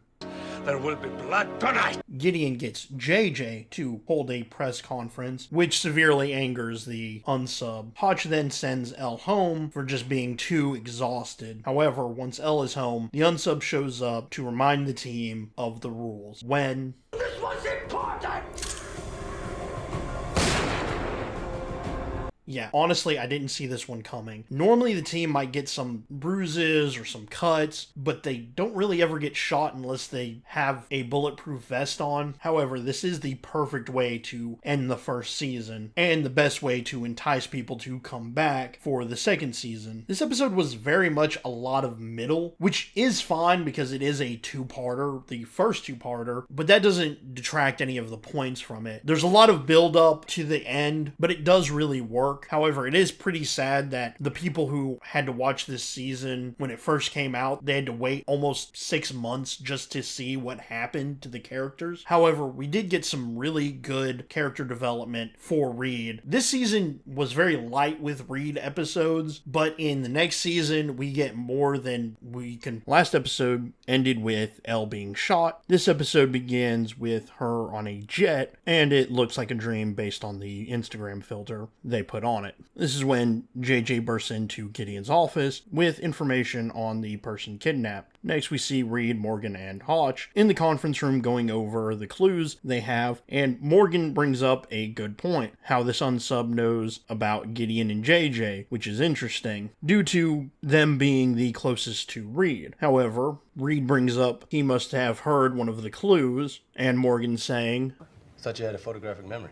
Eidetic memory, and that's primarily related to things I read. Like I said, this is something I think I've heard. Gideon then interjects and tasks Morgan and JJ to visit the victim's family to help with the profiler. Meanwhile, we get a glimpse of the victim in declining health. Meanwhile, at the BAU, Hotch gets righteously angry at the agent who brought Elle home, which really speaks to his leadership role, which is unparalleled, and quickly sends him back to Elle's house. This is when we confirm that Elle is in a dreamlike trance, and she gets a little information on why she's in the plan. But we also see her being resurrected by EMTs, and we also see that something is written in blood on her walls. The word rules, enforcing the unsub's need for the rules to be followed. Next, we see Reed trying to find the book for the code, and theorizes that the book is from 1963 due to Nellie Foxcard that was given to Gideon because it was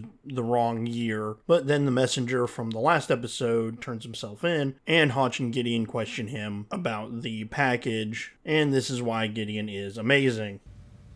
How much? 1,000. He only needed one question to really get the information about the delivery man. Amazing work for his character. And also shows how good of a profiler he really is. Then Reed is inquiring Garcia to help him find the book, and also she gets a good scene. Reed, a hacker capable of getting into my systems is going to have amazingly sophisticated equipment. Did Giles' apartment have that? He didn't have a couch. Exactly. But Reed learns where one of the clues come from, a poem by Chaucer. You may remember him from that high school literature class you took. He's the guy who wrote the Canterbury Tales. But this also helps Reed figure out the book, which is the Collector, which is solidified by the cover that has all the things given to the team. Meanwhile, Hotch and Gideon probe for more information about the unsub. They deduce that he was burned in a fire, and when the unsub calls the BAU, he uses the name Fisher King, which Reed rearranges to Sir Nafe, the screen name of the guy who hacked Garcia. This is where Reed gives some backstory on what a Fisher King is. However, they don't spend too much time on it because the unsub does confess to killing Elle. And back at the jet, Elle is faced with seeing her father while she is being wheeled into the hospital, where the agent apologizes profusely, and Hotch sends him back to the house to process the scene, which could be breaking the rules by getting some more help, but it doesn't really matter. As that's happening, Reed finds the book and is trying to crack the cipher with help from Garcia. Back at the hospital, Hotch is upset about not being clearer with the agent, and Gideon presses Hotch to call Morgan and JJ to tell them about Elle's status. While JJ and Morgan are discussing the girl and the details of the case, they get a call from Hotch telling them about Elle, and Morgan wants to turn around in order to be there for her, which really shows his character being somebody who sees this team as his family. However, JJ, being more pragmatic, pushes him to turn back around to try to find the unsub through the victim, which is good, positive character growth on both ends. Reed is then shown the entire code and realizes his mother knows the unsub and could be in danger when he reveals to Garcia that his mom is in a sanitarium as a patient. Thankfully, she is safe, and gets picked up by the FBI and brought to Virginia. This is all happening while Elle is in surgery, and while that's happening, she keeps talking with her father, with Hotch and Gideon still at the hospital. Gideon uses magazines in the waiting room to note all of the different clues and try to create a profile for this unsub, showing that even through his apathy, he can still be concentrated on the job. While discussing the unsub's psyche, the agent returns to reveal that they found a partial print from the blood where was written rules. Back at the BAU, Garcia talks with Reed and informs him his mother is okay, and we realize why the two closest agents to Reed got personal gifts as opposed to everybody else who only got generic clues. Reed told his mom about them, and then she told the unsub, but during the conversation, Reed... You know that I write her a letter every day? That's nice. Depends on why I write her. What do you mean? I write her letters so I won't feel so guilty about not visiting her. He also talks about schizophrenia being genetic, which I wish would have been a future plot point, but sadly it doesn't. While this is happening, Morgan and JJ arrive at the house, and Morgan talks with the detective and rightfully gets angry about the parents not caring, and the detective talks about Rebecca and how she was a trouble case, and we find out she was adopted, and we learn her real last name, Garner. Then we see the unsub feed Rebecca, and we get the first look at him, and he looks like he walked through a fire. Also, Rebecca gets angered and attacks him for kidnapping her, and that she would rather be dead than be in his care, which, I mean, I don't blame her. Next, Morgan tries to get more information on Becca, and we learn she was adopted in Las Vegas, near where Reed grew up, and Garcia is tasked to learn more. Meanwhile, back at the hospital, Gideon and Hotch discuss the case and reassures Hotch that the decision to send Elle home was good because of the partial print they now have. While in surgery, Elle continues to talk to her dad, trying to figure out what she should do. Then Reed's mom shows up and is upset at Reed, but her mother's love outshines the anger. Next, Garcia informs Morgan of the full backstory of Rebecca, how her family was killed in a fire, all except her and her dad, explaining his appearance. And Garcia finds out he was in the hospital with Reed's mom. And another good character development is that she doesn't expose Reed's secret to the rest of the team, but this explains how he knows so much about the team. While Reed is showing his mom around, she grabs the key and Reed grabs it from her and stuffs it in his pocket. That'll be important by the end of this episode. Then Reed shows her the video and confirms that the unsub is Randall Gardner, Rebecca's original father. After that realization, Gideon sends Hotch to help the team, and through his parting words, warns Hotch that the unsub believes his delusions are real. Back at the HQ, Morgan and JJ meet with Reed and his mother and figure out Randall's delusion. This is when Hotch shows up and Reed's mom delivers the final piece to the puzzle, a picture with an address, and she gets a pass because she isn't an agent, but seriously, it took her this long to bring it up. Anyway, Morgan, Reed, and Hotch go to the house and confront Randall. They also find Elle's gun and ID, but then Reed figures out that Randall is upstairs and talks to him, and it is a very heartbreaking scene. My mother's a paranoid schizophrenic who'd forget to eat if she wasn't properly medicated and supervised. Then Reed reveals that Randall has a bomb strapped to his chest, which I want to know, was he wearing the bomb vest all day, or did he have a alarm system to warn of the FBI's coming? Anyway, Reed tries to talk him down, but that fails and the bomb does go off, and poor Reed almost dies. Then Reed... Just let me think! Yeah, think quickly, Reed. But then figures out where she is, and thanks to Reed's mom, they save Rebecca. Again, it is a little weird that the only reason why they even have the key is because of Reed's mom, but whatever. Then Elle gets a bit of character development talking to her father, and this is when it's revealed that her dad is dead, which I mean makes sense, and you could almost call it from the beginning, but anyway. But she does finally wake up from surgery. Back at the BAU, Hotch commends his team for their hard work, and Garcia thanks Miss Reed. Next, Reed has a very touching moment with his mom. Can I attend the lecture too? Have you read any of the material? I've had them read to me. Wonderful. That's the best way, isn't it? Yes, ma'am. By far. Finally, Gideon meets with Elle, while Morgan helps Garcia and JJ cleans up the conference room. Reed accompanies his mom back to Vegas to help her with her fear of flying, and most importantly, Hotch, despite being tired, worn out, and just wanting to go home to see Haley, goes to Elle's place to clean the blood off the wall, because he knows how screwed up it would be to come home and see words written in your own blood. This scene shows that Hotch isn't just a boss, he is a leader. He is willing to put in that extra work to ensure his teams is gonna be alright. That's what makes him such an amazing leader. This episode started off the second season on the right foot, concluding the two-parter in the best way possible. Plenty of character development and also good problem solving. This episode has been in my top 10 for a long time. Honestly, I feel like this episode is the reason for this series to begin with, and this season is going to be a good one. There are so many episodes focused on each individual character, but we'll get into that when we get into it. Thank you for watching. If you're curious about what happens when a spy loses his job, check out Burned Notice. Link in the description. And as always, please like, share, and subscribe.